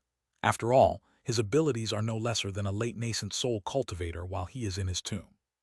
The sharp voice sinisterly chuckled and said, "If old Devil Glorious Blaze knew that we have already leaked this plan to the other two noble clans, I wonder what expression he would make. The clans have already invited their sect backers and are waiting for him to take the bait. Besides, even if he manages to escape them through a fluke, we'll be waiting outside his tomb. It will be impossible for him to escape." "That's right. Us brothers schemed over 10 years for this plot. Furthermore, ever since we laid out the trap, we've always been outside, keeping an eye on his actions and allowing us to move at an opportune time. With him gone, his beloved concubine and his child won't be able to stand against us three. Then, the treasures he's accumulated for countless years and the thousands of corpse soldiers inside the tomb will be ours. And I've heard that his heavenly corpse body will soon be completed. From his cautious nature, the heavenly corpse pearl for the body should be hidden somewhere in the tomb. So long as we can find it and rid it of his soul, we can also make use of the body to cultivate body hardening and strengthening techniques. It is the ideal treasure for that type of cultivation." The deep voice of Brother Heavenwind spoke with a greedy tone. The sharp voice said, "Hee. My cultivation technique doesn't emphasize cultivating body-strengthening techniques, so I have no interest in the heavenly corpse pearl. I only want the thousands of corpse soldiers his tomb contains. With those soldiers, I could become a faction of power without leaving seclusion."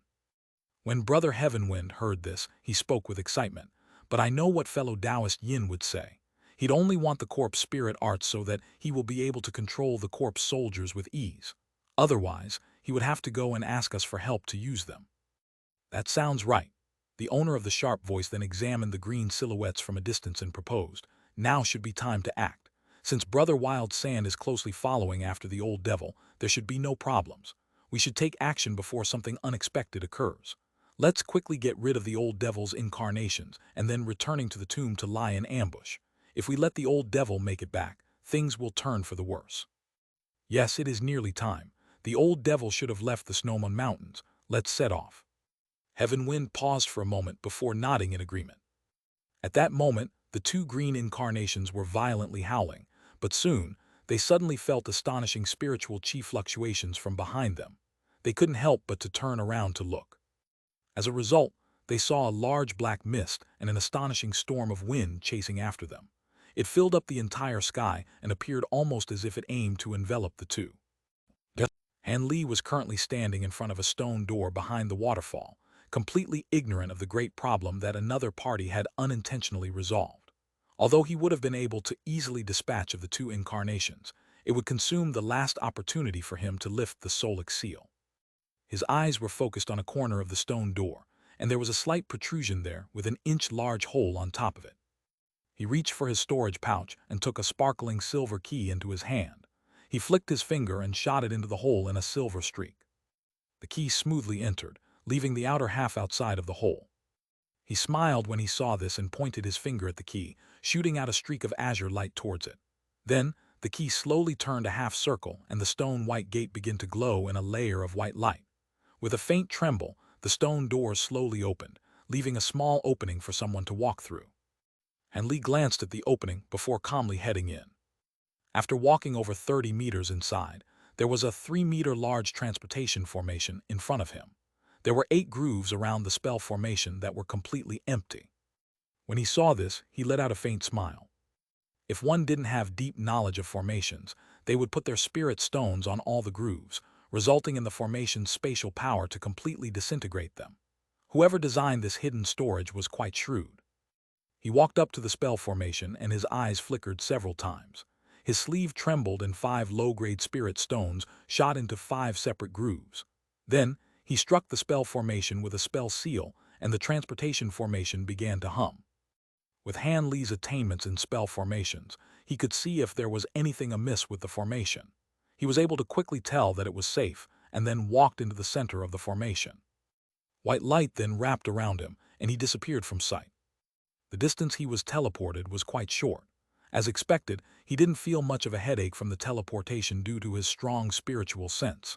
Then in a flash of white light, he appeared in a large hall. He swept his gaze across it and took the entire scene in. It only spanned about 60 meters long and was made completely out of cleanly cut warmstone. There weren't many things in the hall, 2 rows of green shelves and 3-meter-long silver chests. To Han Li's surprise, the Feng clan's secret cave was quite small. The wooden shelves were made of precious wood. Its color hadn't changed despite its vast age, and it still possessed some sort of fragrance. An arrangement of over 30 magic tools were placed in one of the shelves, all of them at mid-grade quality or higher. There were several unknown magic treasures mixed amongst them, and they appeared exceptionally eye-catching. On the other shelf, there were over 100 various jade slips that were densely arranged. He didn't take another look at the magic tools and treasures, nor did he pay any attention to the silver chests. Instead, he walked over to the jade slips. He swept his gaze past them, and casually took one into his hand before quickly sweeping his spiritual sense through it. His powerful spiritual sense allowed him to look through the jade slips in the time it took to finish a meal. To his surprise, none of them contained anything that was related to Buddhist techniques. Could it be that Feng Yue had lied? Han Li shook his head and tossed the thought to the back of his mind. He had used the Dreamter technique to make sure that Feng Yue had been telling the truth.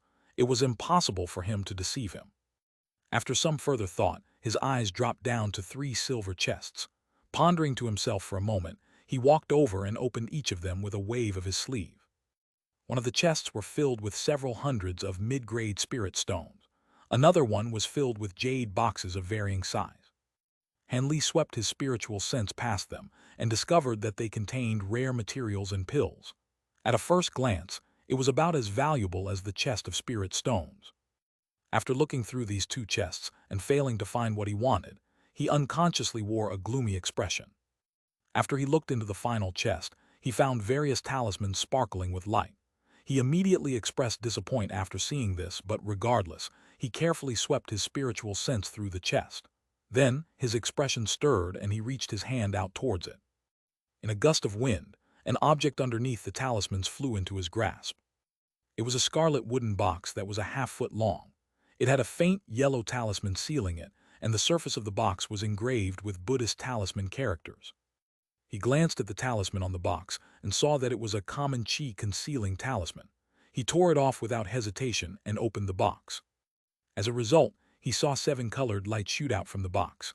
The source of the light was a milky white thumb-sized pearl. A crystal relic, Han Li yelped in joy. The crystal relic wasn't the only thing inside of the box. There was also 2 Buddhist sect magic tools and a yellow jade slip. The magic tools were a dharma wheel and a bracelet of golden prayer beads. They both glowed with faith's spiritual light. As for the jade slip, it appeared unremarkable, but Han Li's interest was completely captured by it. With a sweep of his hand, he took the jade slip and impatiently sank his spiritual sense into it. Righteous Prevalence Technique, Reincarnation Cycle Arts, Bright Jade Arts. Han Li quickly swept his spiritual sense through the jade slip and muttered the name of the techniques it contained. These names alone suggested they were Buddhist techniques. When Monarch Soul Divergence heard the name of the latter, he shouted out in amazement, I heard of that name before. The Bright Jade Arts is a very rare technique passed down by Vajra protectors in Buddhist sects. It is also exceptionally difficult to cultivate. How was the Feng clan ancestor able to acquire it?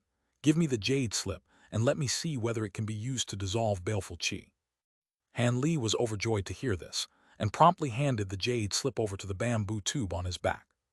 After that, Monarch's soul divergence was absorbed in comprehending the contents of the Jade slip. As Han Li waited, he began to look for the most valuable items in the Feng clan's secret cave. He would have wanted to loot the entirety of these items for himself, but it was a pity that he had limited space in his storage pouch. Apart from the spirit stones, he would have to carefully choose what he would bring along. Han Li took away the several magic treasures and a few of the materials and talismans that were useful to him. As for the magic tools, he took 3 of exceptional quality and left the rest behind. With that done, he turned his attention to the large pile of jade slips. When he was looking through them with his spiritual sense, he found a technique that interested him. After he had seen all of them, he sat down cross-legged and began to silently meditate the technique that caught his attention. As time slowly passed by, Monarch's soul divergence eventually broke the silence in the room, immediately attracting Han Li's attention. He slowly said, "The Bright Jade Arts is quite a bit heretical. It is said to be a Buddhist technique, but the cultivation method is overbearing to the point where it can be considered a partial devilish art." A devilish art? Han Li's heart sank and he asked, "What do you mean? Is the technique able to dissolve the baleful qi in my body?" There is no need to be impatient. The technique will truly be able to resolve your problem. However, the method to dissolve the baleful qi is somewhat similar to the method of the devil Tao. You will not be expelling the baleful qi, but refining it for your own uses. This method of cultivation is clearly dangerous as this qi isn't something that is easily controlled. You should consider the advantages of finding another Buddhist technique. Monarch's soul divergence muttered for a moment and tossed the jade slip out from the storage pouch. Han Li caught the jade slip and his heart trembled. He then vigilantly asked, "Refine the baleful qi for my own uses. After I cultivate this technique, won't I be set on the path of the elder devils?" There is no worry of that. The Bright Jade Arts is truly a Buddhist protector technique and will not set you on the path of the devil Tao. Although its methods are somewhat extreme and share a few similarities with devil Tao techniques, it will only have the baleful qi to assist in your cultivation. It won't have you directly use the baleful qi to attack others. This way, you will be able to eliminate a majority of its harmful effects despite its overbearing nature. Buddhist sects have truly capable individuals and are even able to fold devilish techniques into Buddhist ones. I reckon they had someone on my level to accomplish this. This is a grand technique that rivals the abilities of even my great development technique," Monarch's soul divergence said with admiration. When Han Li heard Monarch's soul divergence, he felt a wave of doubt and promptly sank his spiritual sense into the jade slip, examining the contents for the Bright Jade Arts. After a moment he shouted in surprise, "Yi, this technique seems quite familiar. Where have I seen this before?" "You've seen this before?" Monarch's soul divergence asked in amazement. "That's right, I remember now. This technique is similar to the demon race cultivation art." Han Li then touched his storage pouch and took out a palm-sized copper plate into his hand. It was the sacred provenance plate he acquired from the scattered star seas. First appeared in chapter 546. Han Li later acquired it from the venomous flood dragon. Without another word, Han Li began to compare the scripts on the plate and the jade slip. After a moment he discovered that the techniques were different, but they clearly stemmed from the same source. Of the two techniques, the Bright Jade Arts was far more shallow, but the two gave the same indistinct feeling that something was missing, causing him to feel confused over the matter. When Monarch's soul divergence saw Han Li shifting his attention between the jade slip and copper plate, he felt that something was odd and couldn't help but ask, "What is that copper plate?" After a moment of hesitation, Han Li sighed and tossed the copper plate into the bamboo tube. "Senior, have a look. My aptitude is too poor so I am unable to see how they relate. Perhaps Senior will be able to clear my confusion." Monarch's soul divergence began to examine the technique on the copper plate. "These are demon characters. This should be a technique that came from an exceptional demon clan. Let me look." About a quarter of an hour later, Monarch's soul divergence came to a clear conclusion. With a decisive tone, he stated, "I have a general idea of what is similar. The Buddhist Bright Jade Arts is an altered version of the demon clan technique. Furthermore, it is based on the portion of the copper plate that is missing." At that moment, Han Li finished his thoughts as well and said, "So it was like that. However, the last portion of the bright jade arts isn't capable of being joined together with the copper plate. It should still be lacking an addition section." I didn't think that youngster Han would be able to see that too. That's right, the set of Demon Clan cultivation arts could be divided into 3 sections. The Bright Jade arts are using the most basic body refinement portion of the Demon Clan technique. As for the copper plate, it details the incantations for the final ability and is missing the middle portion that details the bodily transformations. These techniques are quite extraordinary. How interesting. 3 heads and 6 arms, isn't that the same technique the Elder Devil used?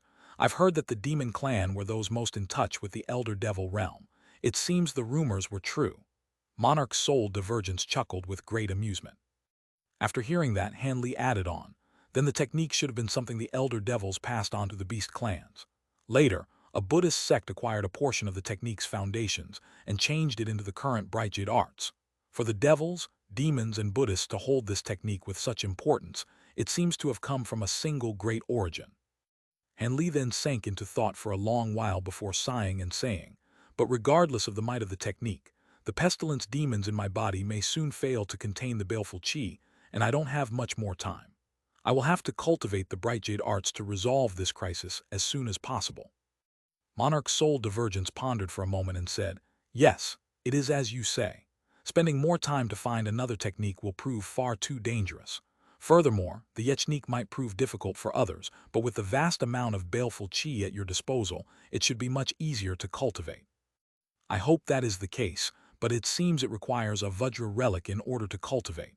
Will there be any problems if I attempt to cultivate it?" "Didn't you just acquire a Vajra relic? This is an opportunity. I might have not suggested you to cultivate the technique otherwise.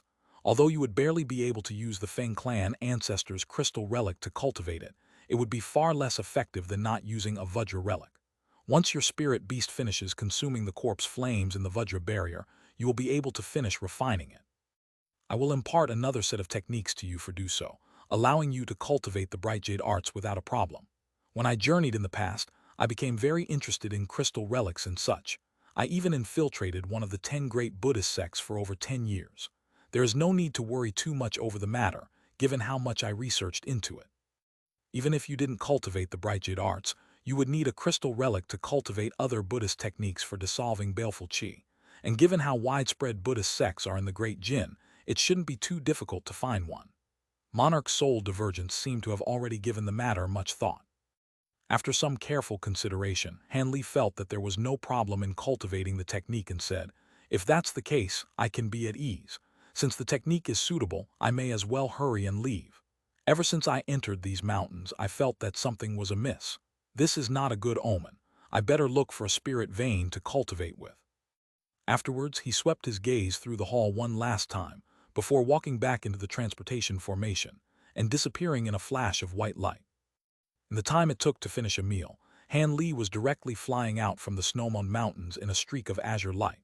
As he flew, he was discussing with Monarch's Soul Divergence about where he could find a spirit vein and secretly cultivate. After flying over 100 kilometers, a large world-shaking boom echoed from the air, and an entire group of mountains collapsed. Han Li was caught off guard from the boom and lost balance as he felt a ring buzzing in his ear. With a vastly changed expression, he turned to look in the direction of the sound. Then, he flew off in the opposite direction with greater speed. As he flew a dozen kilometers away, he felt astonishing spiritual qi fluctuations from behind him. Then, a cloud of gray qi, a cloud of black qi, and a white windstorm began to tear through the sky, pursuing one another as they headed in Han Li's direction. With his current cultivation, they quickly closed the distance to only 2 kilometers away. "Not good," Han Li shouted in his mind as his heart suddenly dropped. He had intended to avoid the ongoing quarrel, but now trouble had come to find him. From the pressure the 3 parties emitted, it was clear they were all nascent soul cultivators. However, the strength of the gray qi was fluctuating as if its owner was injured. It appeared the other 2 parties were moving in for the kill. Unable to completely avoid them, Han Li steeled his heart and flew to the side. He wanted to see whether or not the 3 would fly past and ignore an insignificant foundation establishment cultivator like him. After Han Li flew for another 40 meters, he came to a sudden stop and looked all around him with a bewildered expression. The cloud of gray chi soon took the lead and brushed past him. Concealed inside the gray chi was a pale cultivator wearing a tall crown. When he coldly glanced at Han Li in passing, an odd expression appeared on his face before he continued shooting over 100 meters away. Following that, a series of world-shaking tremors erupted around him, and a 3-meter-wide yellow gourd flew over from 300 meters away. The mouth of the gourd trembled and a cloud of yellow sand burst out, rushing in the direction of the fleeing gray chi. Soulful sand. When the figure in the gray chi saw the incoming sand, he abruptly sped up with a fearful expression in an attempt to avoid it. He, Brother Glorious Blaze, you're too slow. Accompanied by a wild howl of laughter, a large yellow-robed man with a thick beard emerged from the gourd. The large man then formed an incantation gesture before a huge bang sounded out, as the sky was suddenly covered in a deep yellow cloud of sand, inside of which formation flags could occasionally be seen. King Glorious Blaze, the cultivator within the gray chi, was alarmed by the sudden development and hastily shot downward, only to be met with the sight of yellow sand. The incoming cloud of sand had already enveloped an area of over a kilometer around him. King Glorious Blaze came to stop and gave a menacing glare at the yellow-robed man standing on top of the huge gourd. Their standoff only lasted for a moment before the white windstorm and the black devilish cloud quickly arrived beside him, leaving King Glorious Blaze completely surrounded. The large yellow-robed man calmly said, "Brother Glorious Blaze, when you fought the Grand Yang Sect's Mr. Song, you were struck by the Sunthrust ruler and your incomplete heavenly corpse body was heavily injured. And now you find yourself surrounded. So long as you spit out your heavenly corpse pearl and let us place you under a restriction, we'll let you live. After all, you've associated with us for a while now, and I would find it somewhat cruel to just scatter your soul." King Glorious Blaze appeared exceptionally calm after hearing this and coldly said, "Master Wild Sand, I knew it was you. Ever since I left that ancient tomb, I had felt a faint sense of unease. It seems you were watching me this entire time. From how you lured me out into this trap, it appears you've been planning this for a long time. But aren't you a bit too patient, though? You were watching me for 10 years while you were scheming. As such, it can't be considered a surprise that I fell prey to you. But do you really think that a trifling yellow sand formation will be enough to stop me?" After hearing this, the yellow-robed man replied, "It seems my words fell on deaf ears, and now we definitely can't allow you to escape. Brother Glorious Blaze, don't blame me for being ruthless. We hadn't expected that you would carry something as important as the heavenly corpse pearl on your person. Also, don't forget that in order to make sure this plan was perfect, I filled my gourd with the blue crystal heaven sand that Madame Heavenstone spent over 100 years refining. If fellow Taoist truly thinks that you can escape with earth movement techniques, then you're delusional." King Glorious Blaze's expression revealed shock, but after a moment of doubt, he smirked in disbelief and said, "Blue crystal heaven sand. As if Madame Heavenstone would allow you to borrow something as precious to her as her own life. You sure know how to bluff." He, Master Wild Sand coldly laughed when he heard this and didn't bother to refute it, causing King Glorious Blaze's heart to tremble. Despite the obvious advantage the three devils had, they now found themselves at a standstill. It seemed like they either feared what would happen if he fought with his life on the line or were planning something else. When King Glorious Blaze saw this, he rejoiced. Before he had fled, he sent a voice transmission for reinforcements, and it shouldn't be long before they arrived. Silence filled the air as the four maintained their standoff. Apart from these four old eccentrics, there was a fifth person trapped in the yellow sand. That person was Han Li, who had been caught off guard and was trapped in the large sand formation alongside them. Han Li felt particularly gloomy and had remained silent this entire time, hoping he wouldn't attract any attention. He was currently waiting for an opportunity to slip away when their fight began. But before he could make his escape, a sharp voice from the cloud of black devilish chi said, "That junior over there is in the way. Before we finish our business, let's get rid of him first." The large yellow-robed man glanced at Han Li and dully said, "Right, let's kill the pest before it can become a hindrance." When Han Li heard this, his heart was set ablaze with anger. It appeared he would have to utilize his last opportunity to lift the Solic seal or die. Without any further hesitation, he grasped his hands in an incantation gesture and softly muttered an incantation, causing his face to quickly cycle through the images of 5 glowing green ghost faces. Then, 5 egg-sized green balls of light flew out from his body and disappeared without a trace. While this was all happened, the old devil in the black cloud had already attacked. A portion of the black cloud condensed into a huge black python, which fiercely pounced towards Han Li with a gaping maw displaying its incisive fangs. When the yellow-robed man and the cultivator within the white windstorm saw this, they didn't bother to launch their own attacks against a meager Foundation establishment cultivator. But when King Glorious Blaze saw what was happening, his brow faintly stirred and a trace of surprise appeared on his face. The huge black python quickly arrived above Han Li with its mouth wide open, but then Han Li raised his hand and released a bolt of golden lightning. It struck the huge python, whose body trembled before scattering into dust. Soon after, Han Li began to circulate the magic power in his body and released an astonishing aura, covering his body in sparkling azure light and abundant spiritual qi. After easily striking down the python, he looked at the old devils in front of him and calmly said, "You four can have your fight, but there is no need to involve me. I'm only passing through." The old devils around him simultaneously looked at Han Li in shock. At that moment, they realized the cultivator had coincidentally trapped in the spell formation was an existence on par with their own. He was simply concealing himself through some unknown technique. Did this person harbor any malicious intentions, or was he truly only here by coincidence? The three devils began to ponder about the situation and remained silent as they were absorbed in their thoughts. King Glorious Blaze felt his heart tremble. Although he knew that Han Li was the cultivator who took the Vajra barrier and should be somewhat capable, he didn't expect that he would possess such an impressive cultivation.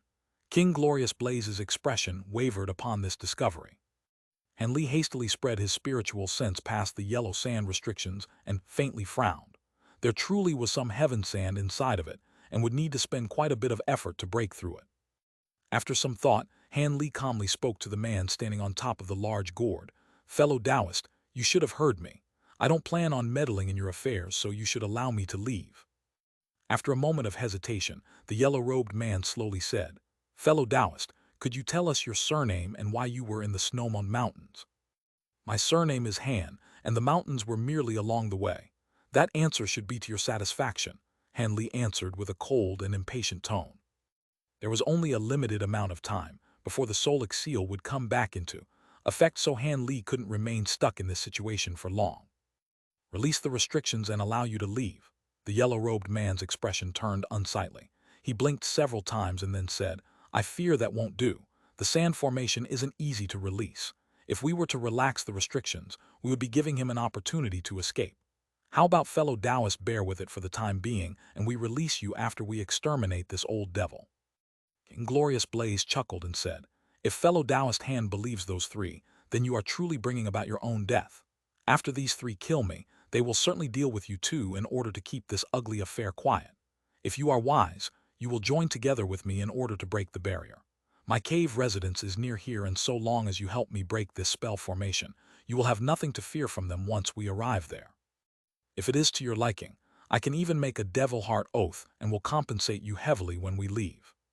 Han Li raised his brow when he heard this, as the yellow-robed man's words had left his heart particularly sullen. It would be best for fellow Taoist to clearly understand what there is to gain before he takes action. If you help him, don't blame us if we act ruthlessly afterwards. You should understand the might of both parties, not to mention that it will be extremely difficult to escape from our sand formation. Surely, you don't want to die here with him. My conditions are quite simple. You only need to wait here for a little while, and when the time comes, we will release you. I'm also willing to swear a devil heart oath on this." King Glorious Blaze looked at Han Li and addressed the yellow-robed man's threats by saying, "Fellow Taoist, do not be coerced by them. Soon, my reinforcements will arrive. So long as you protect me for a short while, you will have nothing to worry about." Han Li's appearance was the surprise factor that could tip the scales in the favor of either side. At the moment, Han Li had his arms crossed with a pensive expression. When Master Wild Sand heard King Glorious Blaze, an ominous glint appeared in his eyes, but he forced himself to remain still. Although this youth hadn't fully displayed his abilities, Master Wild Sand didn't dare to underestimate after the golden lightning he displayed earlier. Under these circumstances, he could no longer continue to hide his plan and spoke bluntly, "Brother Glorious Blaze, could it be you haven't discovered the 7 devil wind seeds and 3 yellow earth fiends? In the instant you left your tomb, fellow Taoist Heaven Wind and I placed a spell formation outside of it. Your reinforcements should still be trapped in the tomb. Although it's possible they'll be able to break through it, they're going to be stalled for at least half a day. Besides, With that said, he began to let out a cold laugh. Besides what? King Glorious Blaze's heart grew sullen, and he glared at the large man while clenching his fists. Master Wild Sand looked up at the sky and sneered. Besides, it's currently almost noon, and the eruption of yin qi in the earth veins will soon arrive. Brother Glorious Blaze, your heavenly corpse arts will suffer a great loss in power as a result. King Glorious Blaze's expression froze and a faint layer of black qi appeared around him. With a fierce smile on his face, he furiously said, "Good, very good. I didn't think that you knew about both my heavenly corpse arts and the earth veins yin qi. However, these are mere superficial details. I'll have you personally witness the might of my heavenly corpse arts." With no hope of reinforcements, he flew into a fury and began to unleash his strength, unresigned to just sit there and wait for death. Of course, unless he did this much, he wouldn't be able to win over Han Li. King Glorious Blaze promptly spat out a ball of black blood that formed a fist-sized black talisman character before shooting onto his forehead and leaving a distinct mark behind. The talisman character released a black demonic light, causing the old man's body to release roiling gray corpse chi while he began to savagely roar. Although Master Wild Sand didn't know what ability he was trying to use, he wouldn't allow him to easily finish. He immediately shouted, "Attack! We don't need to hold this off any longer." After shouting, he stomped on the giant gourd beneath him. The gourd faintly trembled and spouted yellow sand, condensing into a 10-meter-tall flood dragon in the blink of an eye that fiercely pounced towards King Glorious Blaze. When the other two saw this, they took action as well. A white gale suddenly roared and released over 100-foot-long wind blades. Each blade shone with dazzling white light and let out astonishing shrieks. As for the cloud of devilish chi, it released over 10 flying sabers. Each of them glowed profusely with jet-black light and quickly grew from only an inch in size to 3 meters as they streaked through the air. Under the concealment of the wind blades, the sabers were nearly undetectable. Just as these attacks were about to strike King Glorious Blaze, he finished casting his technique. He howled in rage and his crown flew into the air, hair wildly blowing in the wind as it instantly grew several times longer and turned black-purple. In addition, he crossed his arms as he grew a meter taller, as a thick 3-inch-long layer of green fur appeared on his body and viciously sharp, purple-black claws extended from his fingertips. His face quickly turned shriveled and he revealed inch-long fangs, completing his frightful transformation. King Glorious Blaze had fully revealed his appearance as a 10,000-year-old corpse monarch. At the same time he finished his transformation, the sand flood dragon, wind blades, and black streaks had arrived. King Glorious Blaze's face warped into a fierce expression upon seeing them appear before him, and he spat out a fist-sized golden pearl. The pearl spun in the air before turning into a large golden hand that grabbed the sand flood dragon. He then held out his claws in violent opposition to the other attacks. The wind blades and black streaks directly struck the claws, and King Glorious Blaze was enveloped in overflowing black and white light from the impact. A huge explosion sounded out, and green light surged around King Glorious Blaze, repelling the wind blades and black streaks with great force.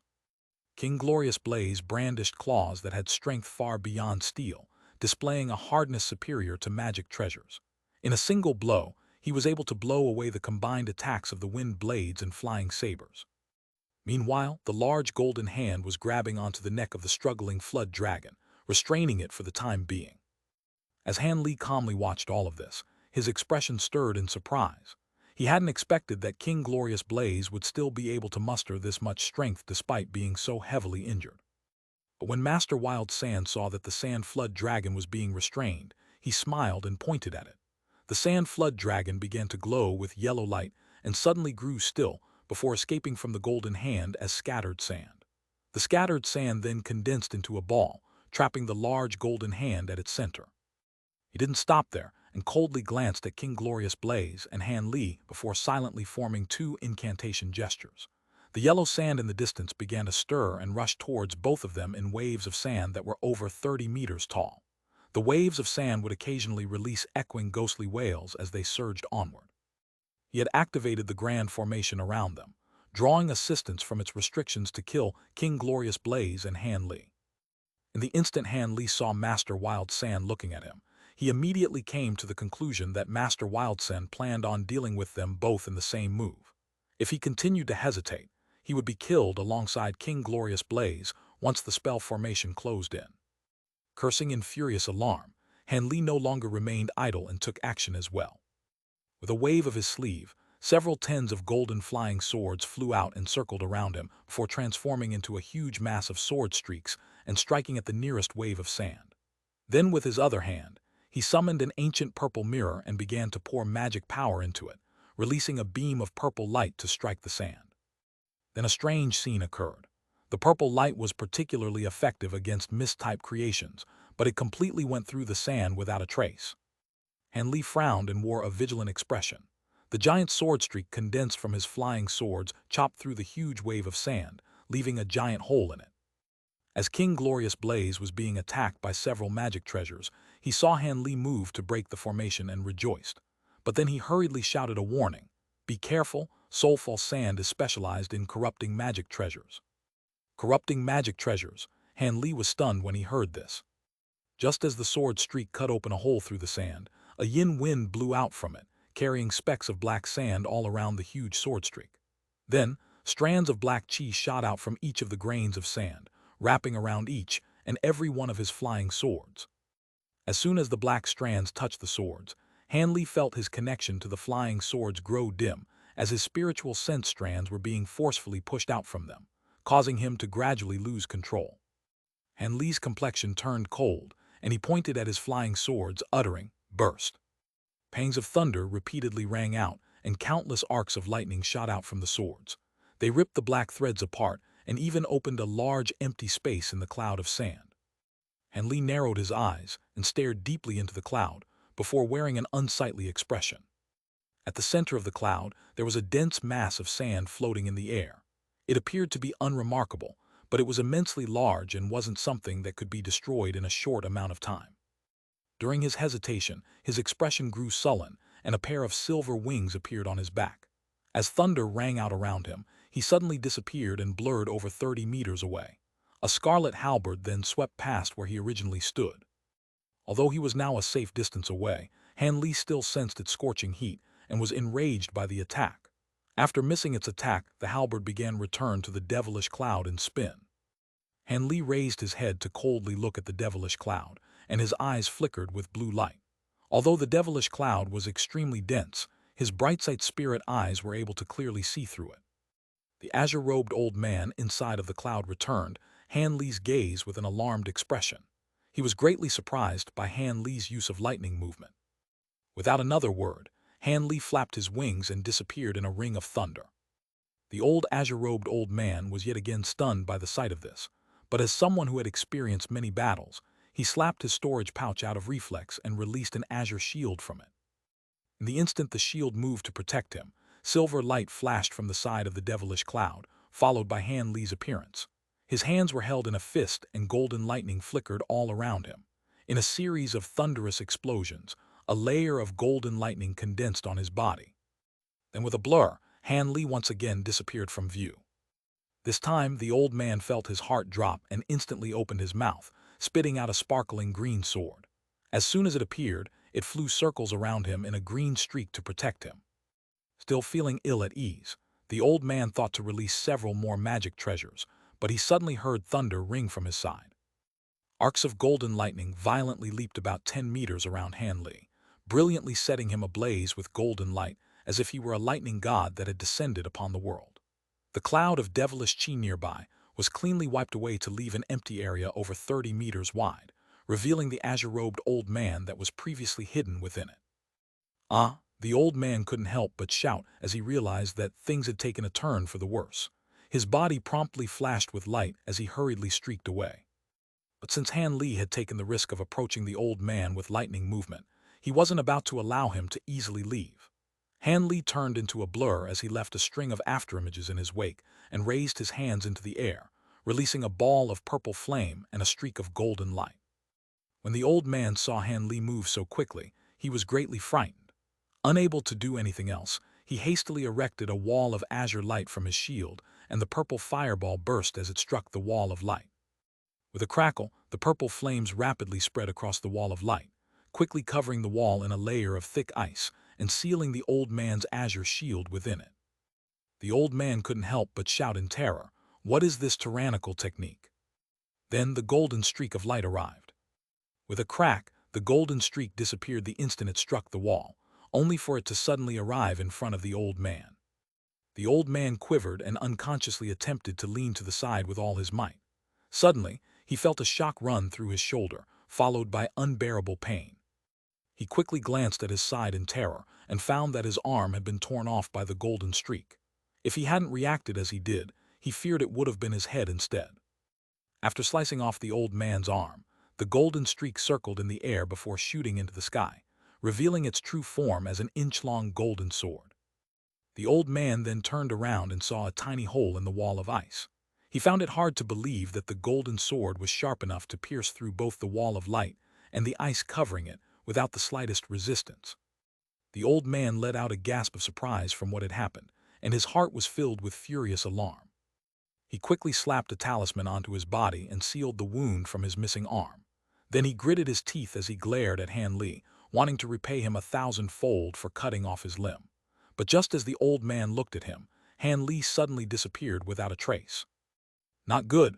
When the old man saw this, he felt his heart drop into an icy abyss.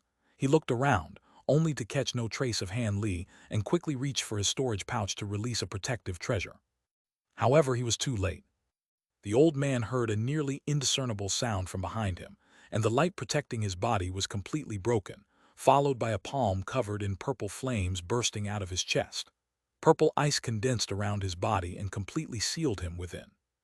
The old man felt sharp pain stab through his body, but he wasn't able to move in the slightest, filling him with complete terror. Afterwards, Han Li withdrew his hand from the old man's body and enveloped the frozen body in a net of lightning with a casual flick of his sleeve. The lightning ruptured and inch-large chunks of purple ice rained from the sky. Then, a nascent soul wrapped in black light suddenly flew out from the scattered ice, attempting to flusteredly escape with instant movement. However, Han Li was already prepared for this and spat out a bolt of lightning. In an instant, the nascent soul was trapped by a net of lightning before it could activate its instant movement. Han Li smirked with icy intent and formed an incantation gesture with both his hands, ordering the golden net to contract and rupture. Then, in the resulting flashes of golden light, the old man's nascent soul had turned into nothing. The old man had launched a sneak attack on Han Li with the scorching halberd, but Han Li responded ruthlessly and exterminated him in only a moment, leaving no opportunity for the other two to rescue him. When the others saw how Han Li easily deal with a fellow mid-nascent soul-grade cultivator, they blanched with shock. Master Wild Sand sent out a few voice transmissions after seeing this. Then, he and Lord Heavenwind withdrew their magic treasures and completely abandoned the battle.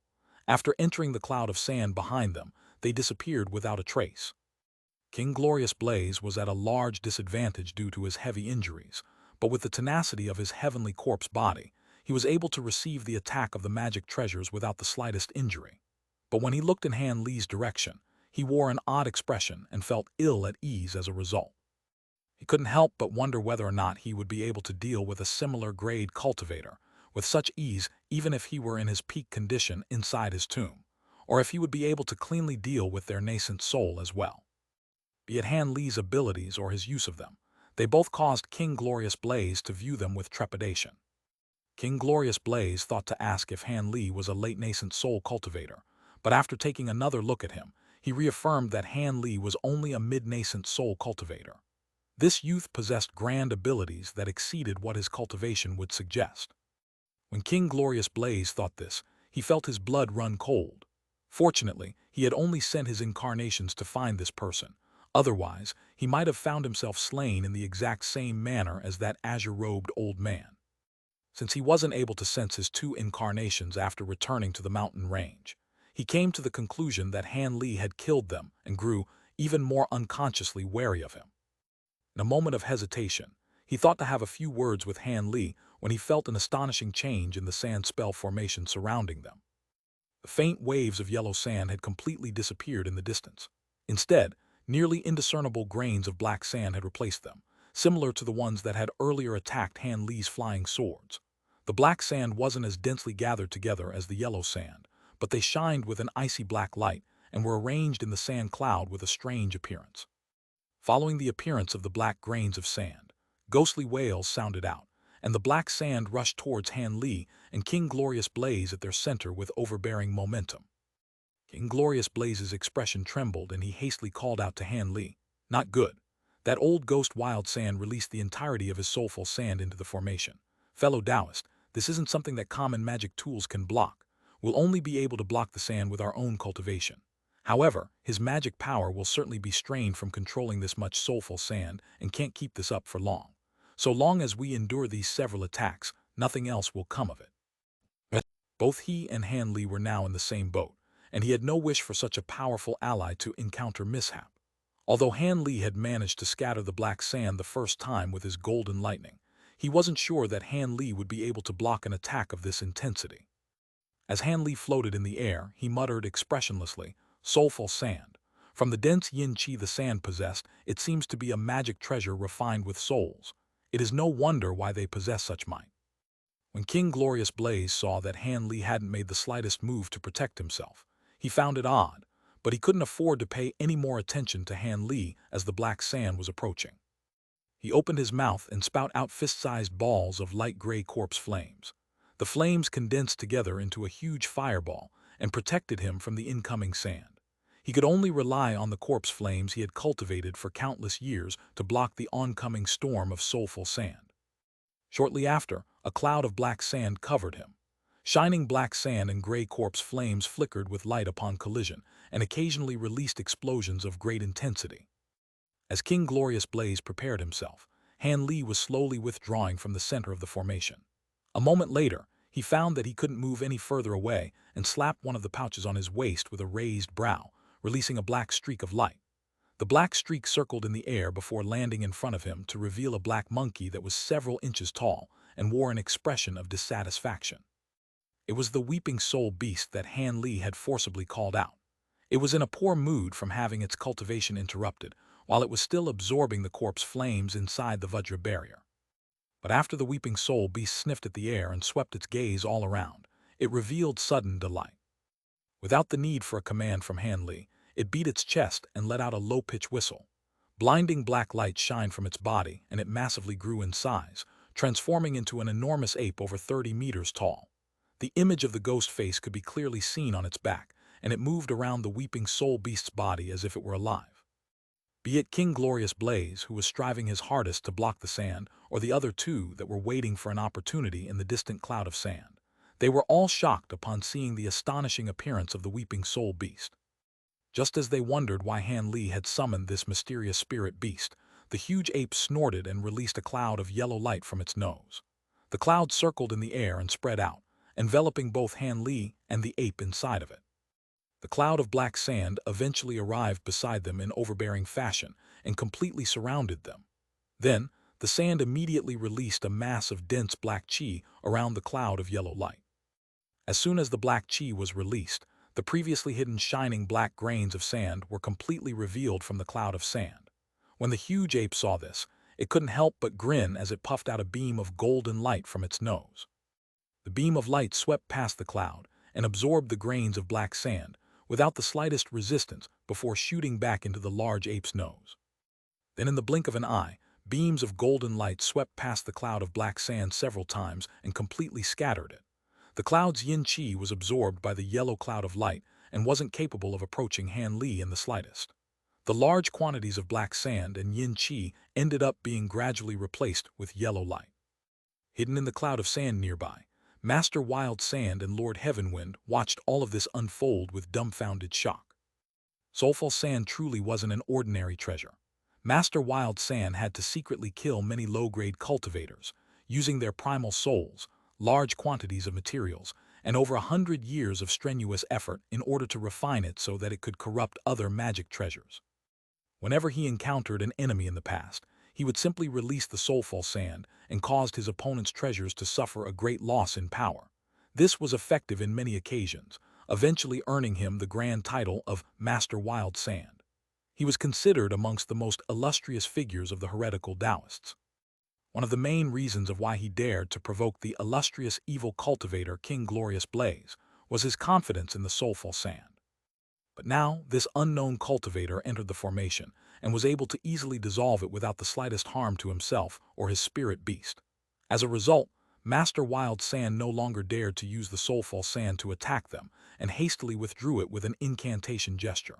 Then, he began to hesitate on what he should do next.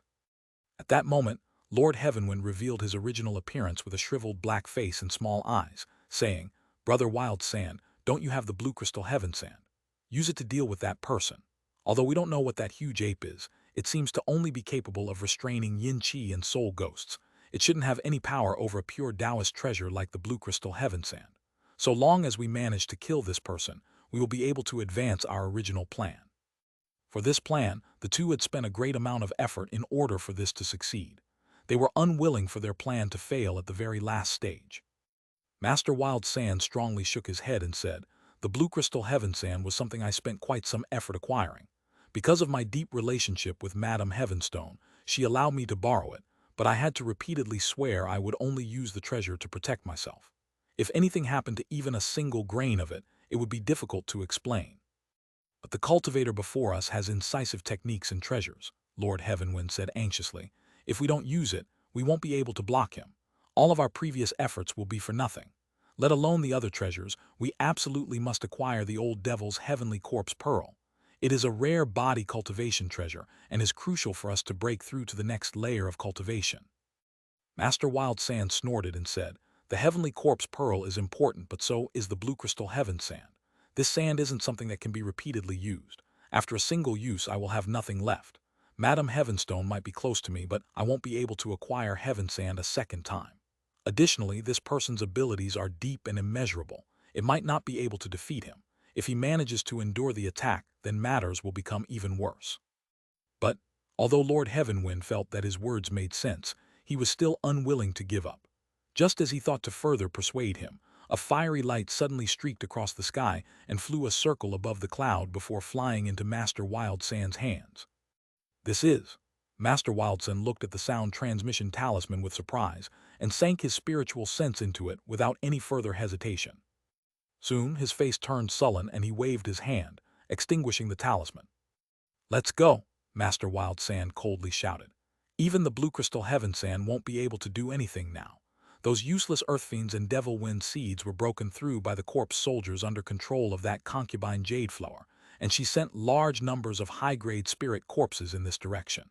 It will be dangerous if we stay here any longer." Lord Heavenwind's plans were completely stifled and could only helplessly follow. The two hastily cast incantation gestures and flew alongside the cloud of black sand as it gathered together in the sky before taking off into the distance. During that entire time, neither Lord Heavenwind and Master Wild Sand had made another appearance. As Han Li stood on the shoulders of the huge ape, he stared in the distance with a cold expression. As his time was limited, he would have released the Heaven Void Cauldron if the battle showed no signs of coming to an end. Given how the cauldron sealed the endless sky saintess, Spirit Sand, dealing with this cloud of sand shouldn't have been a problem, but the main cause for concern was that the Heaven Void Cauldron was a divine spirit treasure. Although few cultivators outside of the scattered star seas should recognize it, he was unwilling to reveal it to others. Else, if someone were to realize what it was, there would be no end to the trouble ahead of him. When King Glorious Blaze saw that Master Wild Sand and Lord Heavenwind make a complete retreat, he felt great relief. However, the corpse flames on his body remained ablaze as he saluted Han Li, saying, "Fellow Taoist's abilities are vast. You were actually able to break through the soulful sand. It was an eye-opening experience. I must thank you for the kindness of saving my life." When Han Li heard this, he shot an appraising glance on the 10,000-year-old corpse monarch and wore an expression of indifference. The mist of sand had quickly retreated, but the corpse monarch's condition was far from good. The spiritual qi released from his body was less than half of his original state. It appeared that spitting out his corpse flames to block the soulful sand while he was heavily injured came at the great cost of vitality. Although King Glorious Blaze was an unordinary cultivator, with his heavy injuries and Han Li's recent display of power, he couldn't help but feel a chill in his heart as he grew more wary, fearing that Han Li would turn to attack him while he was weakened. As for the huge ape underneath Han Li, it stood in place with half-closed eyes ever since the mist of sand left, as if it were savoring the feeling of the large quantities of black sand in its stomach. At that moment, Han Li immediately sensed King Glorious Blaze's hostile gaze and met his stare. Then, The weeping soul beast opened its mouth and clicked its tongue at King Glorious Blaze, looking at him as if he were something tasty. King Glorious Blaze felt his blood run cold at the sight of this. After seeing the ape easily swept away the soulful sand and realizing how fearsome it was, he felt a faint sense of dread. He guessed that the beast was a natural nemesis of his nature and inwardly cursed it as a result. When Han Li had examined him, he sensed a corpse chi that was present in the Vajra barrier, and from his name, King Glorious Blaze, Han Li managed to piece together his identity. The refined corpse that Jin Yuan had mentioned was actually the corpse monarch before him. But after forcefully using the great development technique to clear his mind, Han Li pondered about how time he had left until the Solic seal took effect once more, the possible secret techniques that King Glorious Blaze still possessed, and the abilities he revealed in his recent display of strength. He would no longer be able to catch him off guard, and even with the assistance of the Weeping Soul Beast, his odds of slaying him in the short time he had left wasn't very high. After a moment of deliberation, Han Li forcefully stifled his killing intent, but since he ended up saving him in passing, he wasn't about to allow this opportunity to pass him by.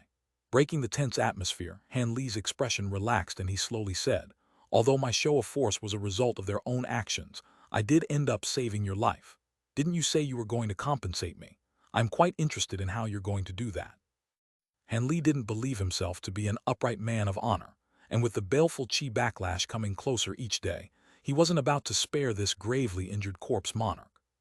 King Glorious Blaze relaxed upon hearing this and chuckled, "I don't have much on me. Only a few spirit stones and other materials. If it is to your liking, we can return to my cave residence and I'll be sure to pay you in full." After staring at him for a while, Han Li calmly said, "There is no need to trouble you so much. However, I have taken a liking to your golden pearl. Would you be able to gift it to me?" King Glorious Blaze's expression grew sullen, but after he looked at the huge ape, he forced a smile and said, "Do you mean this item?" Then he opened his mouth and spat out the golden pearl. Han Li indifferently nodded upon seeing it. This item is called a heavenly corpse pearl. It is a treasure that is formed after a corpse monarch refines the heavenly corpse arts. This isn't something that can be easily revealed to others. If I guessed correctly, the two demons of Fangian Mountain were most likely going after this item. King Glorious Blaze blinked and then smiled before pointing at the golden pearl in front of him, saying, "However, the pearl is no longer useful to me, so you can go ahead and take it." To Han Li's surprise, the pearl shot towards him and he reached out towards it, catching it in midair with the sudden appearance of a large azure hand. The old devil had simply given him the pearl. Han Li wrapped in the pearl in azure light and examined it with narrow eyes, finding there to be nothing wrong with it. When he mentioned this item, he intended only to haggle and see what King Glorious Blaze could give him. This sudden turn of events left him bewildered. Han Li felt as if lightning struck through his mind and wore a doubtful expression. When King Glorious Blaze saw this, he hesitated for a moment before taking the initiative to explain, "Please don't feel this is strange, fellow Taoist. Although this is a heavenly corpse pearl, it isn't the one that I cultivated. When I first acquired the heavenly corpse arts, I obtained this corpse pearl as well. As my own heavenly corpse pearl is extremely important, I conceal it in my tomb instead of carrying it on me." So it was like that. In that case, I'll be taking this. Han Li nodded his head in realization, but just as he thought to ask something else, his expression stirred and he raised his head to look into the distance, then saying, "It seems your men have arrived. I will be taking my leave." Before King Glorious Blaze could say anything, Han Li's body glowed with azure light, and he streaked through the sky. The old devil glanced at Han Li's departing figure with a wavering expression, skeptical of Han Li's words. But soon, he heard ghost wails screaming in the distance and a green cloud that surged across the horizon. King Glorious Blaze was delighted to see them. Now that Master Wildsend and Lord Heavenwind have retreated, he had nothing to fear. He then turned into a streak of gray light and flew off to welcome them. At that moment, Han Li was streaking through the sky at the speed of lightning. He didn't dare to waste the remaining time he had left before the Solic seal went back into effect. He needed to shake off King Glorious Blaze and the other two heretical cultivators, or else he would face them with his cultivation sealed. With Han Li's magic power temporarily restored to full strength, he was able to fly with incredible speed. By the time his magic power was sealed once more, he had arrived at a mountain range thousands of kilometers away, having changed direction several times along the way. Han Li sighed with relief. Having recognized his location, he then calmly took off on his flying magic tool. 2 days later, Han Li dropped down on a small desolate mountain. Soon after, he released several magic tools and easily carved out a cave residence. As a finishing touch, he placed down a concealment spell formation at the entrance. Han Li walked into the cave residence's sealed room and sat down cross-legged. You plan on comprehending the bright Jade arts here. Monarch's soul divergence suddenly broke the silence. What this place won't do? Han Li asked. Monarch's soul divergence snorted and said with an annoyed tone, there isn't a spirit vein here. By the time you finish cultivating at this speed, my soul will have already scattered. Senior, please don't be angry, I was only joking. I've already comprehended a portion of the bright Jade arts along the way. Fortunately, the first layer of the technique doesn't have large requirements for spiritual qi. I reckon I'll be able to cultivate it in a year, but the second layer will be much harder to cultivate and requires a large quantity of spiritual power. I will find a spirit vein when the time comes, or it will take unbearably long. And to eliminate the possibility of a baleful qi backlash, I will have to cultivate the first 2 layers of the bright Jade arts. Han Li then continued, although there are many spirit veins in the Great Jin, they will all be taken, even the inferior ones. And since I plan on quickly recovering my magic power, I will require a spirit vein of appropriate quality. It would be best to sneak into a large sect and quietly cultivate the technique there. From your tone, it seems you already have a plan, Monarch's soul divergence said with a curious tone. That's right, I already have a target and I won't even have to forge an identity. Oh, that's quite good. How about you tell me about it? Monarch's soul divergence asked with surprise. It's quite simple, Han Li explained. Among the deeds inside of the Feng clan's secret cave, there were a few documents mixed together, detailing a few secret affairs of the Feng clan. It just so happened that the Feng clan master had prepared an escape route for the clan's disciples many years prior, creating a completely unrelated background as a rich merchant clan in the Nan province. This wealthy merchant clan has over a dozen successful businesses, but it was actually something the Feng clan had nurtured in secret. The clan is simply a front, while all power and control belongs to the Feng clan. Now that the Feng clan is extinct, I'll be able to use this wealthy clan as cover and enter a large sect in the region. In only 3 years, I should be able to free a majority of my strength from the baleful qi, and I'll be able to safely search for your materials. So it was like that. That seems like a good idea, but why have you stopped here? You plan on cultivating the first layer of the incantation. I do plan on completing the first layer of the bright Jade arts. I want to see if there are any problems with cultivating it. And I also want to take advantage of this desolate area to make that Vajra barrier recognize me as its master and turn that crystallized demon core into a flying needle. But more importantly, I will have to deal with these items first. Han Li sighed, and with a flip of his hand, he summoned a white and a golden pearl into his palms. They were the heavenly corpse pearl he had just acquired from King Glorious Blaze, and the snow crystal pearl he acquired from the 9 Immortals Palace disciple. In Chapter 893, one of the Foundation establishment cultivators, a renegade 9 Immortals Palace disciple, had snuck away with the snow crystal pearl. Han Li became drawn into the situation when the 9 Immortals Palace attempted to exterminate the caravan. Needless to say, the snow crystal pearl is a rarely seen ice attribute treasure, and it has yet to recognize a master. If I manage to refine it and nurture it, it will certainly benefit the purple apex flames. And since the heavenly corpse pearl is so heavily desired that even mid-nascent soul cultivators wouldn't hesitate to kill for the treasure, it must be valuable. Does Senior know how to use it? After some thought, Monarch Soul Divergence said, this item involves demon and ghost Dao cultivators, so I don't know too much of it, but I do know a bit about corpse pearls as a result of their large reputation. Items of these nature are something only corpse monarchs can produce from cultivation. Cultivators that rely on body refinement techniques will see this as a miraculous body purification medicine. After it is swallowed, it will slowly nurture a cultivator's constitution and have their tempered body surge in strength. Once the pearl is completely refined, one's body will be as durable as a corpse monarch. Given that the name of this corpse pearl is the heavenly corpse pearl, its effects should be unordinary. That King Glorious Blaze most likely cultivated a body cultivation technique. Han Li lowered his head to look at the golden pearl and hesitantly asked, swallow it. To refine this magic treasure, I'll have to refine it inside of my body. Of course, it isn't so simple that you can directly refine it. Corpse pearls are extremely poisonous. You will need to first prepare a kind of spirit liquid to remove the poison from it. Although the materials to create spirit milk is rare, I recall that you should already have the materials on hand. It is possible that the pearl could greatly benefit the cultivation of the bright jade arts. I'll duplicate the liquid on a jade slip for you.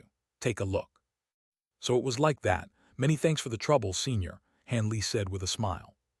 A jade slip shot out from the bamboo tube on his back, and Han Li caught it, then immersing his spiritual sense into it.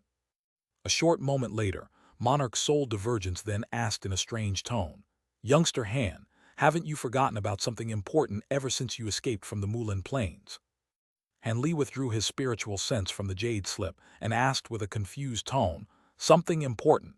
What does Senior mean?" Monarch's soul divergence sighed and said, "Could it be you've forgotten? Your divine spirit treasure, that small cauldron, has something sealed inside of it." "You mean to say the incarnation of the holy endless sky beast?" Han Li replied with a smile. Monarch's soul divergence chuckled and said, "That's right. Ever since you put away the beast, haven't you left it alone? Could it be that you're overlooking it?" "Overlooking it? Of course not. In fact, I've attempted to deal with. However, I will only be able to bring out the cauldron once my magic power has recovered. It is natural that you don't know of it." "What did you do?" Monarch's soul divergence curiously asked. Han Li responded with a wry smile. "What could I do? The cauldron isn't something that I can easily take out, and the beast's capture was far beyond what I could have anticipated. I was only able to use my spiritual sense to communicate with the beast." "What was the result?" Monarch's soul divergence asked with great anticipation. Han Li let out a gloomy snort and said, "The beast hasn't been in this world for long, and it doesn't possess much intelligence. I cannot communicate with it." Monarch's soul divergence indifferently said, "That is normal. However, since the beast was formed from the spiritual sense of a creature from a greater realm, I reckon that its intelligence will fully develop in several years. It won't be too late to deal with the creature later. Then all I can do is wait. It is a pity that the endless sky saintess cauldron is also sealed inside of it. The might of its spirit sand makes it an extremely powerful treasure. It seems that her cauldron was an imitation of the heaven void cauldron," Han Li said with a pitiful expression. "The saintess cauldron doesn't seem to be a magic treasure specialized in combat, unlike the seven flame fan. If you are able to collect enough materials to form the imitation that I devised, the fan will certainly be above that of the endless sky saintess's cauldron. I can't wait to see it," Monarch's soul divergence said with a cold smile. Perhaps. Han Li had no objections over the claimed power of the altered seven flame fan. Regardless of their shape or form, fire attribute treasures were most likely specialized in attacks. After all, fire attribute spiritual power was unrivaled in destructive power amongst the elements. After Monarch's soul divergence finished speaking, Han Li said nothing else and lightly waved his sleeve, tossing the two pearls into the air and striking them both with a spell seal. Gold and white light began to glow from the two pearls as they floated motionlessly in the air. Han Li blinked and proceeded to slap his storage pouch, suddenly taking out an assortment of bottles and boxes and suspending a small cauldron in the air as well. With his hands in an incantation gesture, he pointed at the cauldron, causing it to tremble as its lid shot up into the air. The lid then flew a circle before suspending itself midair. Meanwhile, one of the jade boxes opened itself, revealing a pile of overflowing green dust. Han Li blew a mist of azure light onto it, and in a flicker of light, about half of the powder was brushed into the air by the light and flew in a circle before entering the small cauldron. Then with a soft shout, a slim thread of azure flame shot out from his mouth. Despite the meager size of the flame, the small cauldron was immediately ignited upon contact, wrapping its bottom half in rolling fire. But after Han Li released this flame, his complexion paled as his strength had weakened. Han Li couldn't help but wryly smile. He didn't think that forcibly extracting a thread of nascent flames while his magic power was still sealed would prove so challenging. Of course, this was also in part due to the grave injuries he received in the Mulan Plains that he had yet to fully recover from. While Han Li was in the Mulan Plains, he was ambushed by a late nascent soul cultivator and have yet to fully recover since. Then he pointed at a slender jade bottle and had it slowly float over to the small cauldron. The lid of the bottle opened by itself and poured a stream of green liquid into the cauldron, instantly fusing with the green powder. Han Li uttered an incantation and struck the azure flames into the cauldron with a spell seal, causing it to surge in strength and cover the entire cauldron. After only a short moment, a faint medicinal scent emitted from the cauldron. Han Li's brow stirred and he waved his hand. A jade box then flew halfway into the air, and a stalk of fire-red spirit grass flew out from it and directly into the cauldron. Then, as time passed by, Han Li added more materials into the cauldron at regular intervals with meticulous control. A day later, the refinement process was complete. Han Li swept his sleeve and caused the nascent flame lighting the cauldron to disappear. Then the cauldron slowly flew through the air and onto his hand. Han Li lowered his head and looked into the cauldron, seeing an extremely dense liquid that was several inches deep. It was translucent emerald green and had a strong fragrance. After looking at it for a moment, Han Li saw that it was exactly the same as the jade slip described. Then he cautiously asked, "Is this spirit liquid acceptable?" "That is it," Monarch Soul Divergent slowly said. "I didn't think that your pill refinement techniques have reached such a profound level. It appears to exceed even mine when I was at my peak. I originally believed that you would fail at least 2 times before you could refine the spirit liquid. After you immerse the heavenly corpse pearl in the liquid for an entire week, the corpse poison will be entirely extracted. Afterwards, you may consume the pearl as you wish." Han Li smiled when he heard this and pointed to the golden pearl that was floating in the air. In the blink of an eye, it shot into the small cauldron, and the lid soon followed it down, rigidly sealing it inside. Han Li placed the cauldron down at the corner of the room and paid no further attention to it. Refining the other pearl wouldn't take much more effort. He muttered an incantation and summoned a small ball of purple flames with a flip of his hand. He flung the fireball onto the snow crystal pearl. Then, the crystal brightly shined with white and purple light as the purple apex flames merged with the pearl. A trace of delight appeared on Han Li's face, and he breathed out a mist of azure light to completely cover the crystal. The crystal pearl suddenly shrank to the size of a medicine pill and was quickly swept down Han Li's throat. He then closed his eyes with a solemn expression, and his hands formed an incantation before he peered into his body. The snow crystal pearl was residing in his dantian, and the purple flames had wrapped around it in the form of a continuously revolving, inch-large lotus flower. Below the pearl, there was a nascent soul that was sincerely meditating with its hands held in an incantation gesture. The contrast of the purple flames with the nascent soul made for a mysterious appearance. Han Li felt relief when he saw this. With Han Li's foundation establishment cultivation, it was impossible for him to directly cultivate the pearl. But fortunately, the purple apex flames were overbearing to the point that he could use the flames to take in the pearl within his body. When he recovers his cultivation, the pearl will have already been partially refined, and in case of an emergency, he would be able to forcibly control it with the purple apex flames. With the matter of the 2 pearls dealt with, Han Li didn't immediately move on to the next matter at hand. Instead, he sat down cross-legged for half a day and recovered a portion of his magic power before he took out a spirit beast pouch from his waist and flung it into the air. A white mist of light flew out to reveal a golden bubble suspended in the air. Inside the half-finished Vajra barrier, the weeping soul beast was lying down and was soundly asleep. When Han Li saw this, his mouth curled, at a loss of whether he should laugh or cry. The weeping soul beast was truly too fond of sleeping. Most of the times he would summon it, it would already be asleep. He wryly chuckled and flicked his finger, striking the golden bubble with a small streak of azure light. The bubble trembled upon impact and began to bounce around, gently awakening the weeping soul beast inside. When it saw that it was outside the spirit beast pouch, it let out a series of cries before shooting out of the Vajra barrier in a streak of golden light.